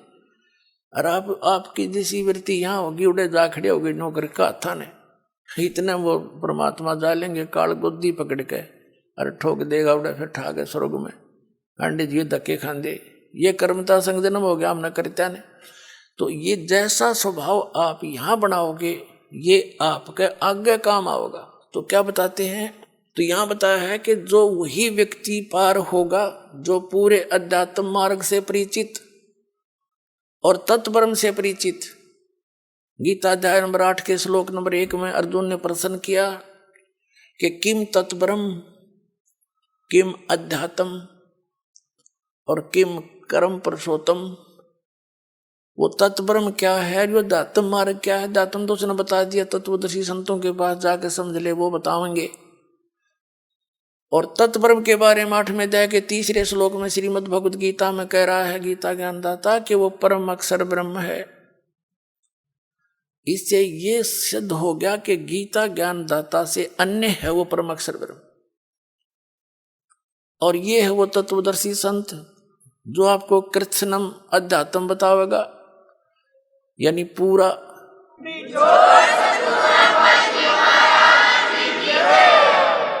कबीर साहब कहते हैं मां मुंडो उस गुरु की जिसते संशय ना जा। कहते धिक्कार ऐसे गुरु से जिसका आपका शंका निवारण नहीं होता और आपका जीवन नाश हो जाता है। तो क्या बताया है इसमें कि जो कबीर साहब कहते हैं ज्ञान संपूर्ण होया नहीं, अर्धा नहीं छदावे और देखा देखी भक्ति का यो रंग नहीं ठहरावे। अब पुणात्माओं, इस भक्ति मार्ग में सबसे पहले गुरु की भूमिका होती है।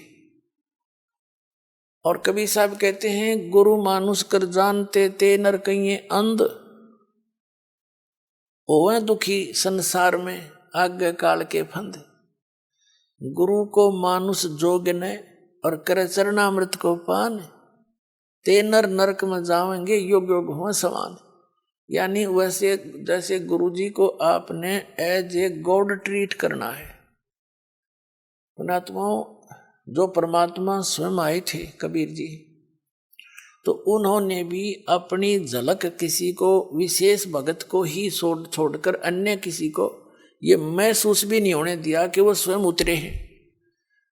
और वो खुद कहते थे वो परमात्मा भाई सतलोक में रहता है, वो सदा सुखदाई है, वो अविनाशी है, तुम वहां से आए हो, वहां जाकर ही तुम्हें सुख होगा, वहां जाने की विधि ये ऐसे है। बस वो तो स्वयं परमात्मा भी थे।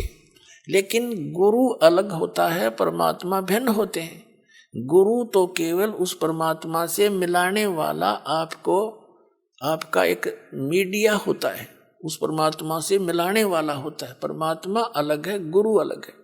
लेकिन गुरु उस परमात्मा का कृपा पात्र होता है। अब परमात्मा कहते हैं कि आप जी ने यहां अपने गुरु जी को एज ए गॉड ट्रीट करना पड़ेगा, भगवान की तरह व्यवहार करना पड़ेगा। उनको भगवान मान कर रिहर्सल करने पड़ेंगे, अपने मन पापी को सेट करना पड़ेगा, आपने दुष्विचारों को रोकना पड़ेगा। संघर्ष रिहर्सल है ये आपकी। यहाँ बुलाकर आपको यहाँ क्रियाएं कराई जाती हैं, दंडवत प्रणाम कराया जाता है, आपसे 2 पैसे दान कराए जाते हैं और दान से ही आपको फिर यहाँ की सुख सुविधाएं मिलती हैं। कहते हैं देते को हर देत है, जहां तहां से आन, अन्ना दिया फिर मांगते फिर यो, परमात्मा सुने नहीं कान। तो जब तक हम दान नहीं करेंगे, धर्म नहीं करेंगे तो आपको देगा कहाँ से? जैसे आप देखते हो एक तो कारों में चलता है और एक भीख मांगता फिर रहा, कागज चुग गए। अब वो दिए बाबा को चौनी ना दे, सैकड़ा में एक आधा को दे जा, 2 रुपये मुश्किल है। तो कहते हैं देते को हर देत है। आज एक व्यक्ति के ठाठ हैं आगो तो आगो, यहाँ झूठे, इस झूठी यहाँ के ठाठ जो है, कार भी है, कोठी भी है, फैक्ट्री भी लगा रखी है, तो वो पिछले जन्म का पुण्य है उसका। देते को हर देत है, जहां तहां से आन, और ना दिया, जिसने दान नहीं करा मनुष्य जीवन पाके, और दान भी सुपात्र को हो, कुपात्र का किया हुआ व्यर्थ है। तो कहते हैं ना दिया वो मांगते फिरियो, फिर भगवान सुने ना कान। वो तो अब है आपका समय, जो दान आपने जो कर्म बनाने हैं, तो अब ये समय भी अब मिला आपको, जो पूर्ण संत भी ईब मिला। यहाँ किया हुआ आपका प्रत्येक अध्यात्म प्रयत्न 100% सफल होगा, क्योंकि पूर्ण गुरु और पूर्ण ज्ञान और पूर्ण भगवान। कहते हैं गुरु बिन माला फेरते, गुरु बिन देते दाने, गुरु बिन दोनों निष्फल है, चाहे पूछो वेद पुराण। और गुरु पृथ्वी पर कोई है नहीं इस दास के अतिरिक्त। आपका जच्चो चाहे मत जच्चो,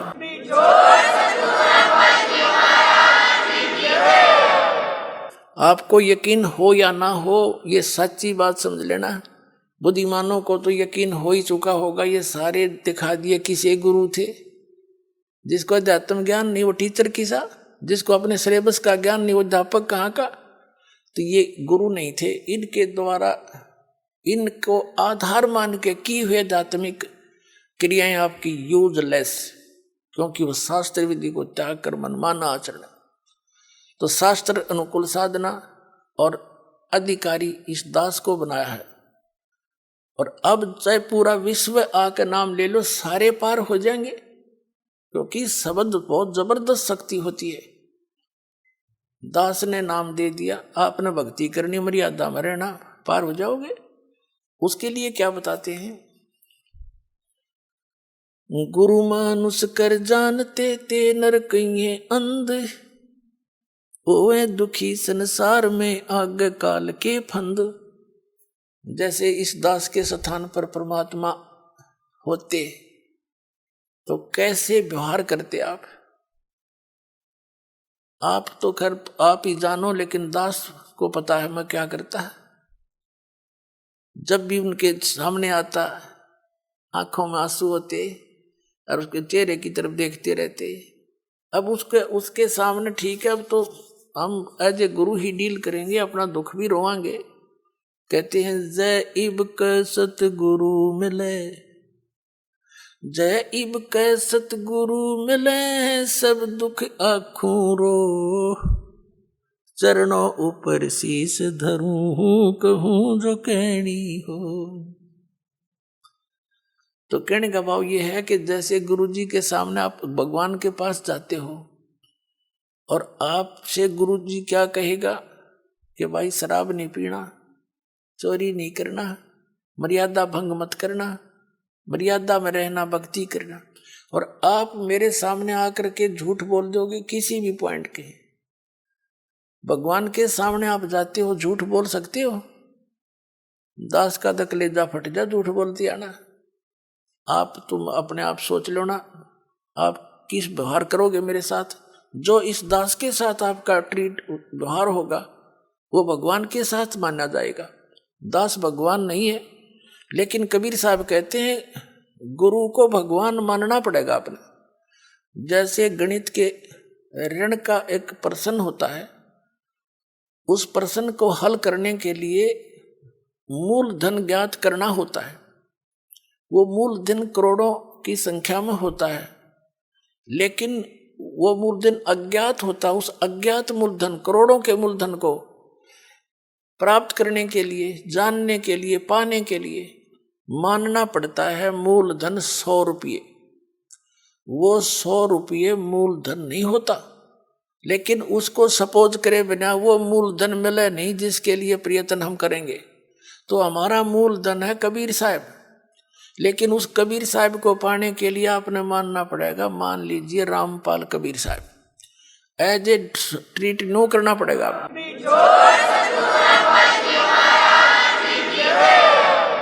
और ऐसे सपोज करे बिना आप पा नहीं सकते उसको। ये नियम है, फार्मूला है। और जो स्टूडेंट फार्मूला वही लगा कर चलेगा तो उस प्रश्न को हल कर लेगा, ना तो फेल हो ही तुम। तो हमने फेल नहीं होना। जब इस परमात्मा की स्कूल में आए हो, विद्यालय में, तो सारे फार्मूले लाओ। जब वह सफल हो गए तुम, तो कहते हैं मान लीजिए गुरुजी भगवान है, और भगवान के पास फिर गुरु सम्मुख ले झूठ संजोई, निश्चय नरक पड़े से सोई। वेद पुराण कहे सब साखी, साखी शब्द सब यूं बाकी। मानुष जन्म पाके खोए, और सतगुरु विमुखा युग युग रोए। गुरु सम्मुख ले झूठ संजोई, गुरु खा के झूठ बोले, निश्चय नरक पड़े से सोई। तो परमात्मा कहते हैं गुरु मानुष कर जानते ते नरकइये अंध, ओए दुखी संसार में फिर आग गए यम के फंदे। अब क्या होगा पुण्यात्माओं? जैसे क्या बताया है कि शरण पड़े को गुरु संभाले, जान के बालक भोला रे। कहे कबीर तुम चरण चित राखो, ज्यों सुई में डोरा रे। ऐसा भेद संबंध बनाओ अपने गुरुदेव के प्रति, वो नकलियों के प्रति नहीं। नकली तो काल के दूत है, उन्हें तुरंत त्याग दो। कई भक्त चिंतित हो जाते हैं कि कहीं हम उन गुरुओं को छोड़ दें और कहीं हमारे ऊपर आपत्तियां ना आ जाए। आपत्ति तो उनके शरण में आओगी तुमने, उन्हें छोड़ दें तो जान बचेगी तुम्हारी। कबीर साहब गरीबदास जी कहते हैं झूठे गुरु का लीतर लावे और करते काट घसीटे, इनके पीटे पाप नहीं है, इन निश्चय पीटे। इसे घटिया ये गुरु है। ये अनमोल जी उनका नाश करने लग रहे, अपना भी आप श्रद्धालुओं को मिसगाइड कर रहे। तो कबीर साहब कहते हैं झूठे गुरु के पक्ष को और तजत न लावे वार, और द्वार न पावे शब्द का वो भटके वार ही वार। फिर कहते हैं जब लग गुरु मिले नहीं साचा, तब गुरु करो, तब तक गुरु करो 10 पाँचा। जब तक सच्चा गुरु नहीं मिले तो कितने गुरु बदलने पड़े, उसमें पाप नहीं लाभ होगा। कहते गुरु की कबीर डूबे थे हम उबरे, गुरु की ज्ञान चमक, और बेड़ा देखा जर्जरा उतर चले फड़के। जैसे नौका टूटी ही और मझदार में जा रही हो, नीचे से पानी भरने लग रहा हो और साथ में कोई दूसरी ले जाकर खड़ी कर दे बिल्कुल ओके, और उसने कहा या डूबेगी भाई, देखिए पानी भरने लग रहा है इसमें, और आ जाओ इसमें। विलंब कूद जाएंगे वो 1 सेकंड में। जो विकल्प नहीं हो तो डूबेंगे। जब विकल्प खड़ा कर दिया कि या ठीक सर इसमें आ जाओ, और फिर भी ना दे, फिर तो वो भांग पिए बैठे हैं। घटनों पानी में भी बड़े हैं, फिर भी नो के ओके है। तो जो दास प्रमाण दिखा रहा है और ये नौका साथ में खड़ी कर दी कि ये है ओके इसमें आ जाओ, और यह सारी डूबेगी तुम्हारी, और अब भी उनको नहीं छोड़ रहे, उन्हें तो फिर नशा गणा हो रहा है। उनका क्या करें फिर हम? कबीर साहब कहते हैं कि ये चातुर पुराणी चोर हैं। इतना ज्ञान दास ने बता दिया, और उनकी दाख उनने तो कुछ ध्यान देना चाहिए। जो संत गुरु पद पर बैठे हैं, तुम क्या करने जा रहे हो? तुम्हारा ज्ञान फेल कर दिया, और फिर भी बोले आत्मा नहीं कहते भाई चलो वह भी आ जा, उन्होंने भी कह दे भाई बिल्कुल ठीक है, नहीं तो गलत बताओ मेरे ज्ञान को। मैं बार बार कह रहा हूँ ये गलत बताओ, गलत कह रहा हूँ, और गलत नहीं कह रहा तो स्वीकार करो। इन छोड़ दो परमात्मा के बच्चों ने, क्यों दुश्मन बने बैठे हो तुम।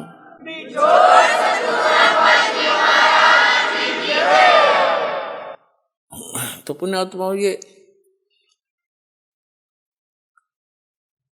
ये जो है जितने भी संत हैं, अब इनको सोचना पड़ेगा। विवश कर दूंगा, ऑनलाइन रखूंगा इन्हें जब तक यहाँ नहीं भर लेंगे। कहा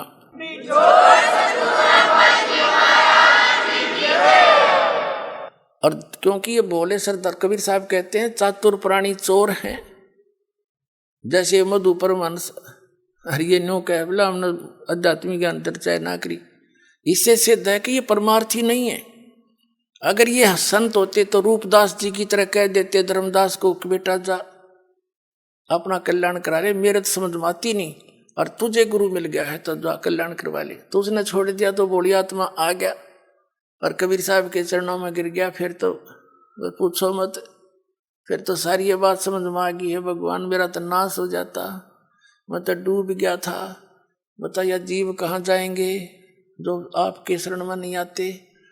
परमात्मा ने कहा था तू ज्यादा चिंता मत कर, या बीचली पीढ़ी का समय आओगा ना जो 5500 वर्ष बीत जाएगा कलयुग, तब देखूंगा मैंने सारा ने, और तू भक्ति कर, तेरे वंश भी तभी पार होंगे जब मैं दोबारा आऊंगा।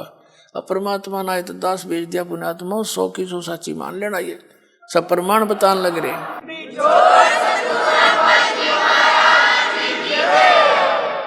तो कबीर साहब कहते हैं चातुर प्राणी चोर हैं, मूड मुग्ध हैं ठोठ। इतने प्रमाण देख के भी जो मूर्खा के चिपके रहेंगे नकलियां के, कहते वो तो मूड मुग्ध हैं ठोठ, वो तो कति ओलंड है देसी भाषाओं का बौड़ी बूझ है। इतने प्रमाण देख के और फिर उनके बैठे उन सतगुरु मान रहे हैं, और फिर परमात्मा कहें जय वो फिर भी नहीं आते हैं ना, हमने उनकी जरूरत भी नहीं है। चातुर प्राणी चोर हैं ये, मूड मुग्ध हैं ठोठ, और संतों के नहीं काम के उनको दो गलजोट। वो तो और दृढ़ कर दो उनको, मरे रहो वहीं पर। इतना ज्ञान समझ के भी ना मानते। तो पुण्यात्मा प्रसंग चल रहा था कि कर लो गुरु वकील मुकदमा भारी है। बहुत सबसे खतरनाक केस यू है आपका इस सृष्टि में कोई है तो आप काल की जेल में बंद हैं, और ये सिर्फ काल की खुली जेल है। आप ही से बच्चे पैदा करवा कर आपको एक और बंधन में बांध रहा है, और अपना करो धंधा रखाओ हैं और मर जाओ, फिर गधे बन जाओ। दूसरी जेल, वो कठिन जेल में भेज दिया। तो कहने का भाव ये है कि अब आपको ये दास वकील मिल गया इस पृथ्वी पर, दूसरा वकील इस वकालत करनिया नहीं है इस काल के साथ में। और अब आप सभी ने ये वकील करना पड़ेगा, पूरे विश्व ने।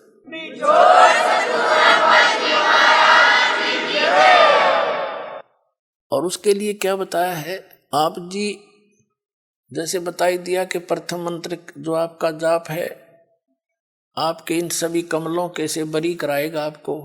जैसे ये राधा स्वामी पंथ वाले और जय गुरुदेव पंथ वाले, ये एक विचार है इनके एक जैसे, क्योंकि ये राधा स्वामी पंथ से ही निकले हैं, आगरा वाले से ही, और ये व्यास वाला भी, और धन धन सतगुरु सच्चा सौदा सरसा और जगमाल वाली वाले, ये निरंकारी, ये ठाकुर जी वाले, ये सारे एक कुएं का पानी है। जनोद वाला जो बयानी में बना रखे, ये इनका,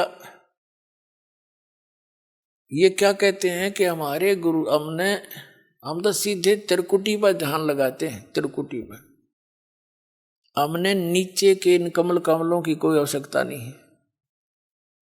देखे घर का राज बना रहे हैं, हमने हम विदेश में हैं और स्वदेश जाना है मान लीजिए, और वहां से वापस आने के लिए आपने वहां के सभी नो ड्यूज सर्टिफिकेट लेने पड़ेंगे,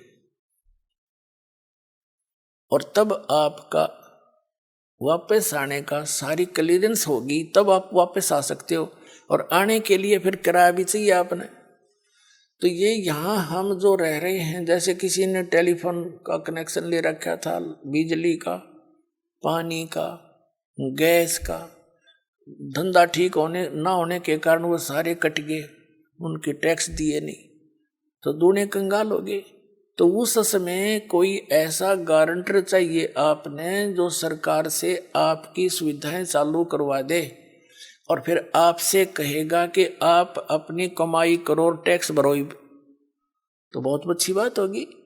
कमाओगे तो टैक्स भी भर दोगे। तो दास आपका गारंटर बना दोबारा, आपके ये सारे कनेक्शन चालू करवा दिए, अब इनके ये मंत्र जाप करो, इनकी मजदूरी करो। यह साधना है, पूजा नहीं है। पुण्यात्माओं, पूजा और साधना में बहुत अंतर होता है। पूजा तो वो कसक है किसी वस्तु के पाने की, जैसे हमने जल प्राप्ति करनी है और जल पृथ्वी में है, तो हमारे अंदर जो पूजा है वो तो जल है पूज्य। उसके पाने के लिए जो भी हम प्रोसीजर अपनावाएंगे, जो इंस्ट्रूमेंट यूज कराएंगे, वो वही हो जो उस पानी को, पूज्य वस्तु को प्राप्त करा दे। इब हम लकड़ के लठ के ना नो खोदन लगे, कद तक खोदेंगे इसने? यानी जो गलत नाम है वो लकड़ के लठ से धरती खोद रहे हम, वो कभी नहीं हो सकता, वहां तक पहुंचे नहीं सकते। तो उसके लिए इंस्ट्रूमेंट है बोकी और पाइप। जैसे सतनाम आपका है, ये बोकी और समझ लो पाइप है, और इसको लगाएंगे तो यह मजदूरी है। ये दो मंत्र, ये हमारा जाप, ये हमारा पूज्य नहीं है। उस पूज्य वस्तु को पाने के लिए ये इंस्ट्रूमेंट है हमारे, यह साधना है, यह मजदूरी है। और पूजा हम जल की कर रहे हैं, हम पूजा कबीर साहब की कर रहे हैं, सतलोक जाने की, उस सुख को पाने की। और ये जितने भी मंत्र हैं ये हमारे इंस्ट्रूमेंट हैं, ये हमारी साधना के हथियार हैं, ये औजार है हमारे। इनसे हम मिलेंगे, ये औजार ही वहाँ इस प्रोसेस में इस प्रोसीजर में यही कामयाब है, दूसरा कोई हो ही नहीं सकता। तो मंत्र नहीं इस पृथ्वी पे मोक्ष प्राप्ति के, केवल यही मंत्र है जो दास आपको दे रहा है। और ये प्रमाणित है, जिन महापुरुषों को परमात्मा स्वयं आकर मिले और उनको पहले तो सचखंड सतलोक दिखाया, जो स्थान की हमने कति भूल पड़ गई थी। अब पुण्यात्माओं, जब ये प्रमाण दास के पास नहीं होता तो थूक बिलो लेता मैं, किसी का जू नहीं रहेंगे वो। अब ये ऐसे एथेंटिक प्रमाण हैं जो आपके हृदय से हट नहीं सकते। आज किन किन को भगवान मिले? आदरणीय धर्मदास साहिब जी को, और इस कथा से खूब परिचित है पूरा कबीर पंथ। आदरणीय नानक साहिब जी को परमात्मा मिले, सचखंड लेकर गए। इससे पूरा सिख धर्म अच्छी तरह परिचित है, कैसी घटना घटी थी। और ऐसे ही आदरणीय दादू साहिब जी के साथ हुआ था, ये भी दादू पंथी सब जानते हैं। ऐसे आदरणीय गरीबदास साहिब जी के साथ हुआ था, सतलोक लेकर गए थे, वापस छोड़ा था, ये पूरा गरीबदास पंथ जानता है। ऐसे घीसा दास साहिब जी के साथ हुए थे। तो कहने का भाव ये है कि उन महापुरुषों को उस परमात्मा ने कौन सी साधना दी थी सतलोक जाने की, तो वही हमने आवश्यकता पड़ेगी, उससे अतिरिक्त कोई भक्ति नहीं, कोई साधना नहीं। तो वो कौन से मंत्र थे? वो यही थे वो मंत्र। इनको आदेश दे दिया था सख्त कि धर्मदास मेरी लाख दुहाई, यो मूल ज्ञान की तबार न जाए। और फिर इसी प्रकार कहा था, धर्मदास मेरी लाख दुहाई, ये सार शब्द कहीं बार न जाए। ये मूल ज्ञान और सार शब्द बार जो पढ़ी, बिचली पीढ़ी हंस नीतर ही। अब जितना भी युग काल का सबसे ज्यादा, सबसे अधिक जो पंथ का विस्तार हुआ है, ये राधा स्वामी से हुआ है, दूसरे नंबर निरंकारी से हुआ है। और ये दोनों के दोनों गुरु ग्रंथ साहिब को पढ़ के न्यारा सांग जोड़ा। और यदि ये मंत्र गुरु ग्रंथ साहिब में होते तो ये यही मंत्र देते पाते। तो बता, आज ये दास कैसे भिन्नता बताता आपको कि ये अधिकारी है नहीं। चल, ये अधिकारी होते और ये मंत्र दे रहे होते तो कोई दिक्कत ना थी। मैं क्यों थूक बिलाऊं, वो क्यों सिर में दर्द करता, मैं भी लेकर नाम अपने पार हो जाता। ये अधिकारी नहीं है, इनके पास ये मंत्र भी नहीं है। और उनको परमात्मा ने, उन महापुरुषों को इसलिए मना कर दिया था कि यह बात बिगड़ जाएगी।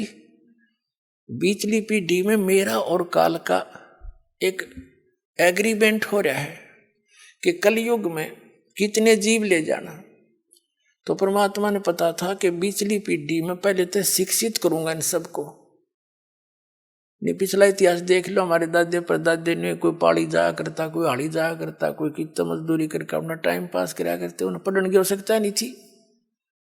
अब हमने पढ़ाई को एक प्रथम मान लिया सिर्फ रोजी रोटी के लिए। हमने तो इसलिए स्पीड खींची थी, हरीबिया काम आओगी वो दूसरी जगह या शिक्षा परमात्मा के पहचानने के लिए। ये कंप्यूटर बना दिए, इंटरनेट बनवा दिए। ये कबीर गॉड गिवन माइंड है, ये उस परमात्मा ने दी है बुद्धि, ना काल बुद्धि दे।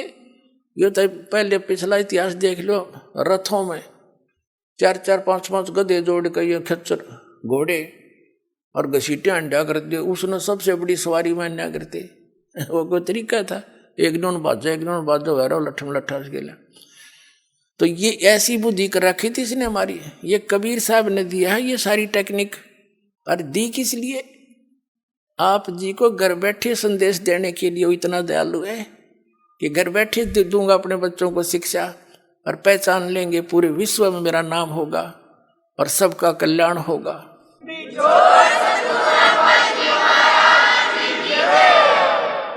तो कहने का भाव ये है पुण्यात्माओं, परमात्मा कहते हैं कि ये राधा स्वामी वाले कहते हैं हम तो सीधे तिरकुटी बजाते। तिरकुटी तो इनने बरवाड़ा का बस स्टैंड मान रखा। हाँ, पैदल गए पैदल पहुंच गए, साइकिल ठा साइकिल पर बैठ कर पहुंच गए। तिरकुटी बजाने के लिए अंगा लगेगा। तिरकुटी इन बेरा भी को ना तिरकुटी है कहाँ, सुन रखी है कबीर साहब की वाणी में। किसी को नहीं पता इन संतों को तिरकुटी है कहाँ और क्या सचित है वहां पर। मारे सट्टे सुड़ी सुनाई। तो ये सारे आप सिद्धे हो जाएंगे। भगत समाज बुद्धिमान है, बोले बाले श्रद्धालु बैठे हैं अभी तक इन्हों सोच के कि देखेंगे। और अब तो वो इस ऐसे बैठे हैं कि यूं चला जाएगा जब देखेंगे पाछे थे। वो ग्रुप के ग्रुप सेट हुए बैठे हैं, लेकिन अंदर से खोखड़े हो लिए सारे। ये राधा स्वामी वाले, धन सतगुरु वाले, ये कबीरपंथी सब खाली करके दिखा दिए। इनके थैले नू उलट दिए, ऊपर बोर्ड के मेहता पाया खाक इनमें।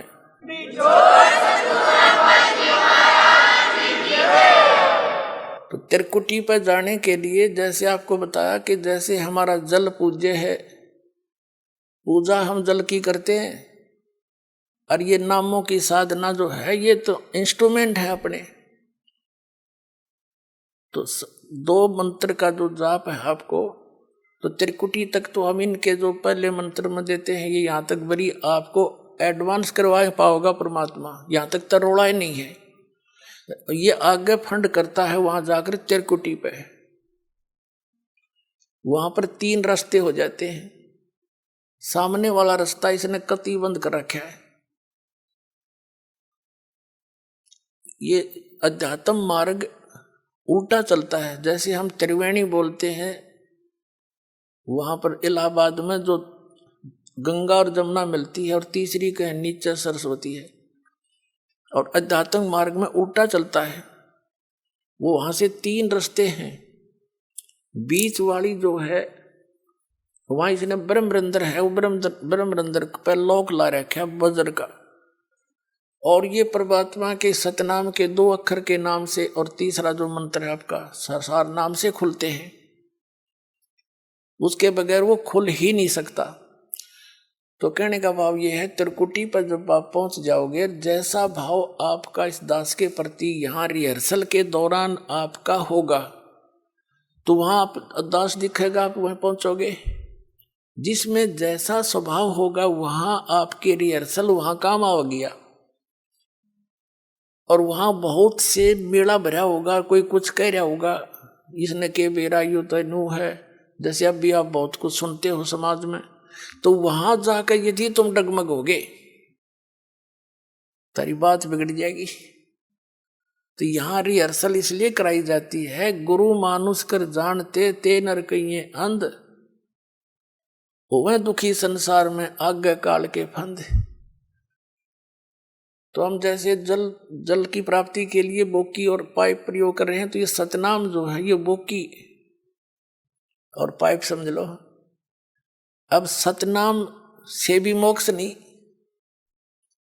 और अकेला सोहम नाम जप करने से भी लाभ नहीं। जैसे कबीर साहब की एक वाणी है कि जो जन होगा जो हरि वो लेगा शब्द बिल गाए, और सोहम सोहम जप मेरे व्यर्था जन्म गवाए। यानी जो जौहरी होगा, सही ज्ञानवान होगा, तो उस इन शब्द को सही ढंग से पहचान लेगा, भिन्न भिन्न समझ कर प्राप्त करेगा। अकेले सोहम नाम का जाप करने से कोई यूज नहीं। जैसे सोहम का दो ऐसे कर लेते हैं, सो बाहर हम अंदर, या हम बाहर सो अंदर, ऐसे करते, ये गलत है, साधना ठीक नहीं। और यदि सतनाम भी आपको प्राप्त हो गया, सार नाम नहीं मिला, तो भी आप मोक्ष प्राप्ति नहीं कर सकते। और सतनाम के बिना सार नाम आपको काम नहीं कर सकता।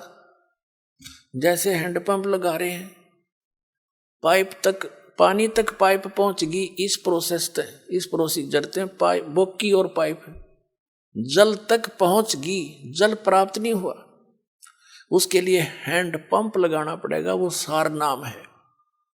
और सार नाम जिसको आदि नाम, सार शब्द, अकय शब्द उसको कहते हैं। फिर उसकी भी सेवा, उसका सेवन करना है। हैंडपंप भी ऐसे उसको हिलाना पड़ता है, तब वांछित वस्तु प्राप्त होती है। ये है प्रोसीजर पूरा इस परमात्मा के पाने का। और वो मंत्र इस दास के पास है, अविलंब प्राप्त करो, अपना कल्याण कराओ। बोलो सतगुरुदेव।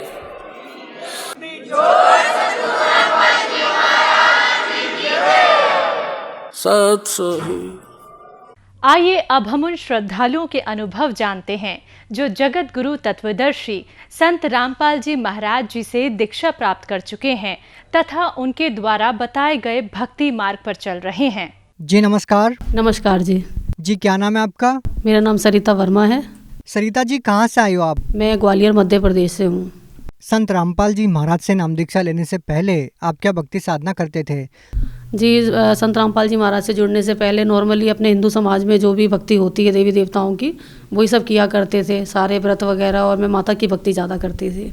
किसी तरह मुझे संत रामपाल जी महाराज का पता लगा। मैं जहाँ रहती थी, मेरे पड़ोस में एक और रहती थी, तो उन्होंने मेरे को संत रामपाल जी महाराज के बारे में बताया।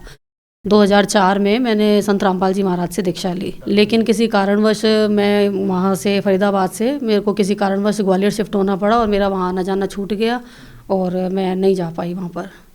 सरिता जी फिर आपने क्या किया जब आप संत रामपाल जी महाराज द्वारा दी गई भक्ति छोड़ चुके थे, देव देवताओं की भक्ति करना आपने छोड़ दिया था, तो फिर उसके बाद आप किस भगवान की भक्ति कर रहे थे? संत रामपाल जी महाराज के पास तो मेरी भक्ति में छूटी गई थी जाना आना। मैं जब ग्वालियर यहाँ शिफ्ट हो गई, फिर लगभग वही नॉर्मली जो अपना जीवन होता है वो जीना शुरू किया, और लेकिन मेरे ऊपर बहुत ज़्यादा परेशानी आनी शुरू हो गई और घर की आर्थिक स्थिति भी बहुत ज़्यादा ख़राब हो गई। बेटे की भी तबीयत ख़राब रहने लगी। मेरा जो बेटा है छोटा था 8 महीने का, तो उसका इलाज चला था, उसकी तबीयत, उसको फिट्स पड़ते थे, तो थोड़े दिन तो उसको आराम रहा। जब मैं ग्वालियर दोबारा से शिफ्ट हो गई तो उसकी तबीयत और ज़्यादा बिगड़ने लगी और मेरे घर की आर्थिक स्थिति भी बहुत ज़्यादा ख़राब हो गई। और मेरे जो हस्बैंड है वो भी प्राइवेट नौकरी करते थे, तो उनका भी काम छूट गया।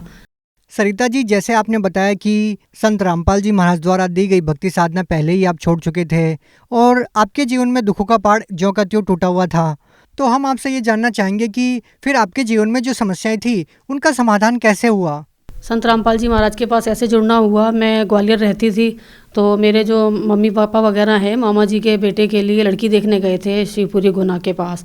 सब लोग संबंध करके वापस आ रहे थे, ऑन द स्पॉट 12 लोग एक्सीडेंट में पूरे ख़त्म हो गए। तो मम्मी पापा का जो बिजनेस है मैंने 5 साल संभाला।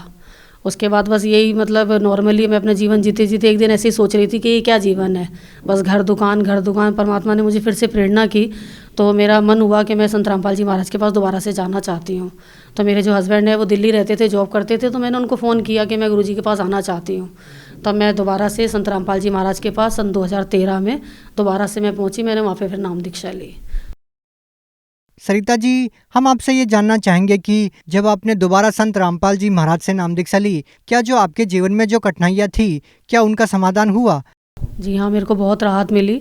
संत रामपाल जी महाराज से दीक्षा लेने के बाद मैंने दुकान जो मैं कर रही थी, तो मैंने अपनी अलग दुकान करी और अपने पैरों पे मेरे को गुरुजी ने खड़ा किया। संत रामपाल जी महाराज की इतनी दया हुई, आज उस छोटी सी दुकान से मैं पूरा अपना घर चला रही हूँ और मेरे बेटे की भी तबीयत अब बिल्कुल ठीक है। और मेरे को 9 साल से मेरे को पाइल्स की प्रॉब्लम थी, जो कि मैं 2-3 डॉक्टरों से इलाज करा चुकी थी और उन्होंने मेरी जीवन भर की गारंटी ली थी कि जब तक आप जीवित हो तब तक हम आपका इलाज करेंगे। मैंने 2-3 बार उनसे इलाज कराया, बहुत दवाइयाँ भी खाई, लेकिन मेरे को कोई आराम नहीं पड़ा। ग्वालियर में एक माने हुए डॉक्टर हैं, डॉक्टर पुष्कर तिवारी, जो कि जयपुर से 1 तारीख से 3 तारीख तक के लिए जयपुर में यहाँ पर ग्वालियर में डॉक्टर पेशेंट को देखने के लिए आते हैं। उन्होंने मेरी गारंटी ली थी लाइफ टाइम की कि आप जब तक जीवित हो आपका इलाज हम करेंगे। 2 बार मैंने उनसे इलाज कराया, लेकिन मेरे को कोई आराम नहीं पड़ा। संत रामपाल जी महाराज से मैंने दीक्षा ली हुई थी, तब मैंने गुरुजी को प्रार्थना लगाई और तब से मेरे को आज आराम है। आज मेरे को कम से कम 6-7 साल हो गए हैं, मेरे को कोई परेशानी नहीं है। संत रामपाल जी महाराज जी ने आपकी जो बीमारी ठीक की उसके लिए कितने पैसे लिए आपसे?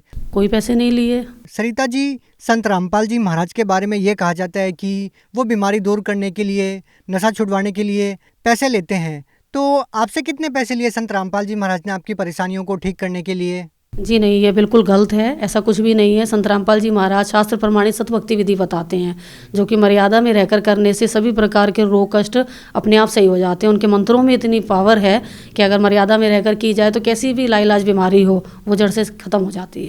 और क्या क्या लाभ मिले आपको? मेरा बेटा जो कि 8 महीने का था तो उसको दोहरे पड़ते थे, तो ग्वालियर के बहुत अच्छे एक डॉक्टर हैं, डॉक्टर लवलेकर, उनके पास उसका ट्रीटमेंट चला था 3 साल, तब तो वो ठीक था। 12 साल के बाद उसको दोबारा से फिर वही परेशानी होने लगी थी। डॉक्टर के पास उसको दिखाया तो उसकी समस्या और ज़्यादा बढ़ गई थी, जो कि महीने में पढ़ते थे तो उसको रोज़ पढ़ने लगे और पूरे दिन में कई बार पढ़ने लगे। तब मैंने संत रामपाल जी महाराज को मैंने प्रार्थना लगाई, आज वो गुरुजी की दया से बिल्कुल ठीक है। इसके अलावा ये भी कि मेरे पैरों में बहुत दिक्कत थी, एड़ियों की हड्डी जो है डॉक्टर ने बढ़ी हुई बताई थी। ग्वालियर के माने हुए डॉक्टर हैं डॉक्टर सुनील अग्रवाल, उनसे मैं 2-3 बार ट्रीटमेंट करा चुकी हूँ। उन्होंने कहा था आपके पैरों की एड़ियों की हड्डियाँ बढ़ गई हैं, इस वजह से मेरे पैरों में बहुत दर्द रहता था। थोड़ा सा भी उठ के मैं बैठ के जब चलती थी तो ठीक से चल नहीं पाती थी। तो आज मैं संत रामपाल जी महाराज से जब से मैंने दीक्षा ली है, आज मैं बिल्कुल ठीक हूँ, मेरे कोई पैरों में मेरे कोई दर्द नहीं है। और संत रामपाल जी महाराज की इतनी दया हुई है कि छोटी सी दुकान है मेरी और गुरुजी की दया से बहुत अच्छी चलती है, और आज मैंने 7 लाख रुपए का फ्लैट भी ले लिया है। संत रामपाल जी महाराज से आपको इतने सारे लाभ मिले हैं, लेकिन जब हम सांसारिक रूप से लोगों की दयनीय स्थिति देखते हैं तो ये समझना और लोगों का विश्वास कर पाना ये मुश्किल है कि एक संत से नाम दीक्षा लेने के बाद आपको आर्थिक लाभ भी मिलेगा, आपको शारीरिक लाभ भी मिलेगा। जब दवाइयाँ काम करना बंद कर देती है, वो दवाइयाँ भी काम करना शुरू कर देती है, आपके सारे रोग दूर हो जाते हैं। लोग इस बात पे विश्वास कैसे करेंगे? देखिए, वो तो संत रामपाल जी महाराज से दीक्षा लेने पे ही आपको पता लगेगा, क्योंकि उनके पास जो शास्त्र विधि है, जो शास्त्रानुकूल भक्ति वो बताते हैं, उन मंत्रों में और उस भक्ति में इतनी पावर है जो कि किसी में नहीं है। हम औरों की भक्ति तो करते हैं, लेकिन वो शास्त्रानुकूल ना होने की वजह से थोड़े दिन तो हमें लाभ मिलता है, और वो लाभ भी हमें इसलिए मिलता है जो हमारे पूर्व जन्म की भक्ति की कमाई है। लेकिन हम ऐसा सोच लेते हैं कि हम जो ये कर रहे हैं उसी से हमें लाभ हो रहा है। वो थोड़े दिन के लिए आराम मिलता है, फिर वही घर में परेशानियाँ आनी शुरू हो जाती हैं। लेकिन संत रामपाल जी महाराज की जो भक्ति है वो शास्त्र प्रमाणित है, और अगर हम मर्यादा में रहकर करेंगे तो हमारे ऊपर किसी प्रकार का कोई कष्ट नहीं आएगा। तो सरिता जी, आज के दिन संत रामपाल जी महाराज से नाम दीक्षा कैसे ली जा सकती है? संत रामपाल जी महाराज के टीवी चैनलों पे, बहुत सारे टीवी चैनलों पे सत्संग आते हैं। उन सत्संग में नीचे पीले रंग की पट्टी चलती है, उस पे आश्रम के मोबाइल नंबर दिए हुए हैं। आप जहाँ भी रहते हैं उस जगह पे आप उनको फ़ोन करके आप नामदान केंद्र का पता लगा सकते हैं और वहाँ से नाम दीक्षा ले सकते हैं। जी धन्यवाद। जी सत साहिब।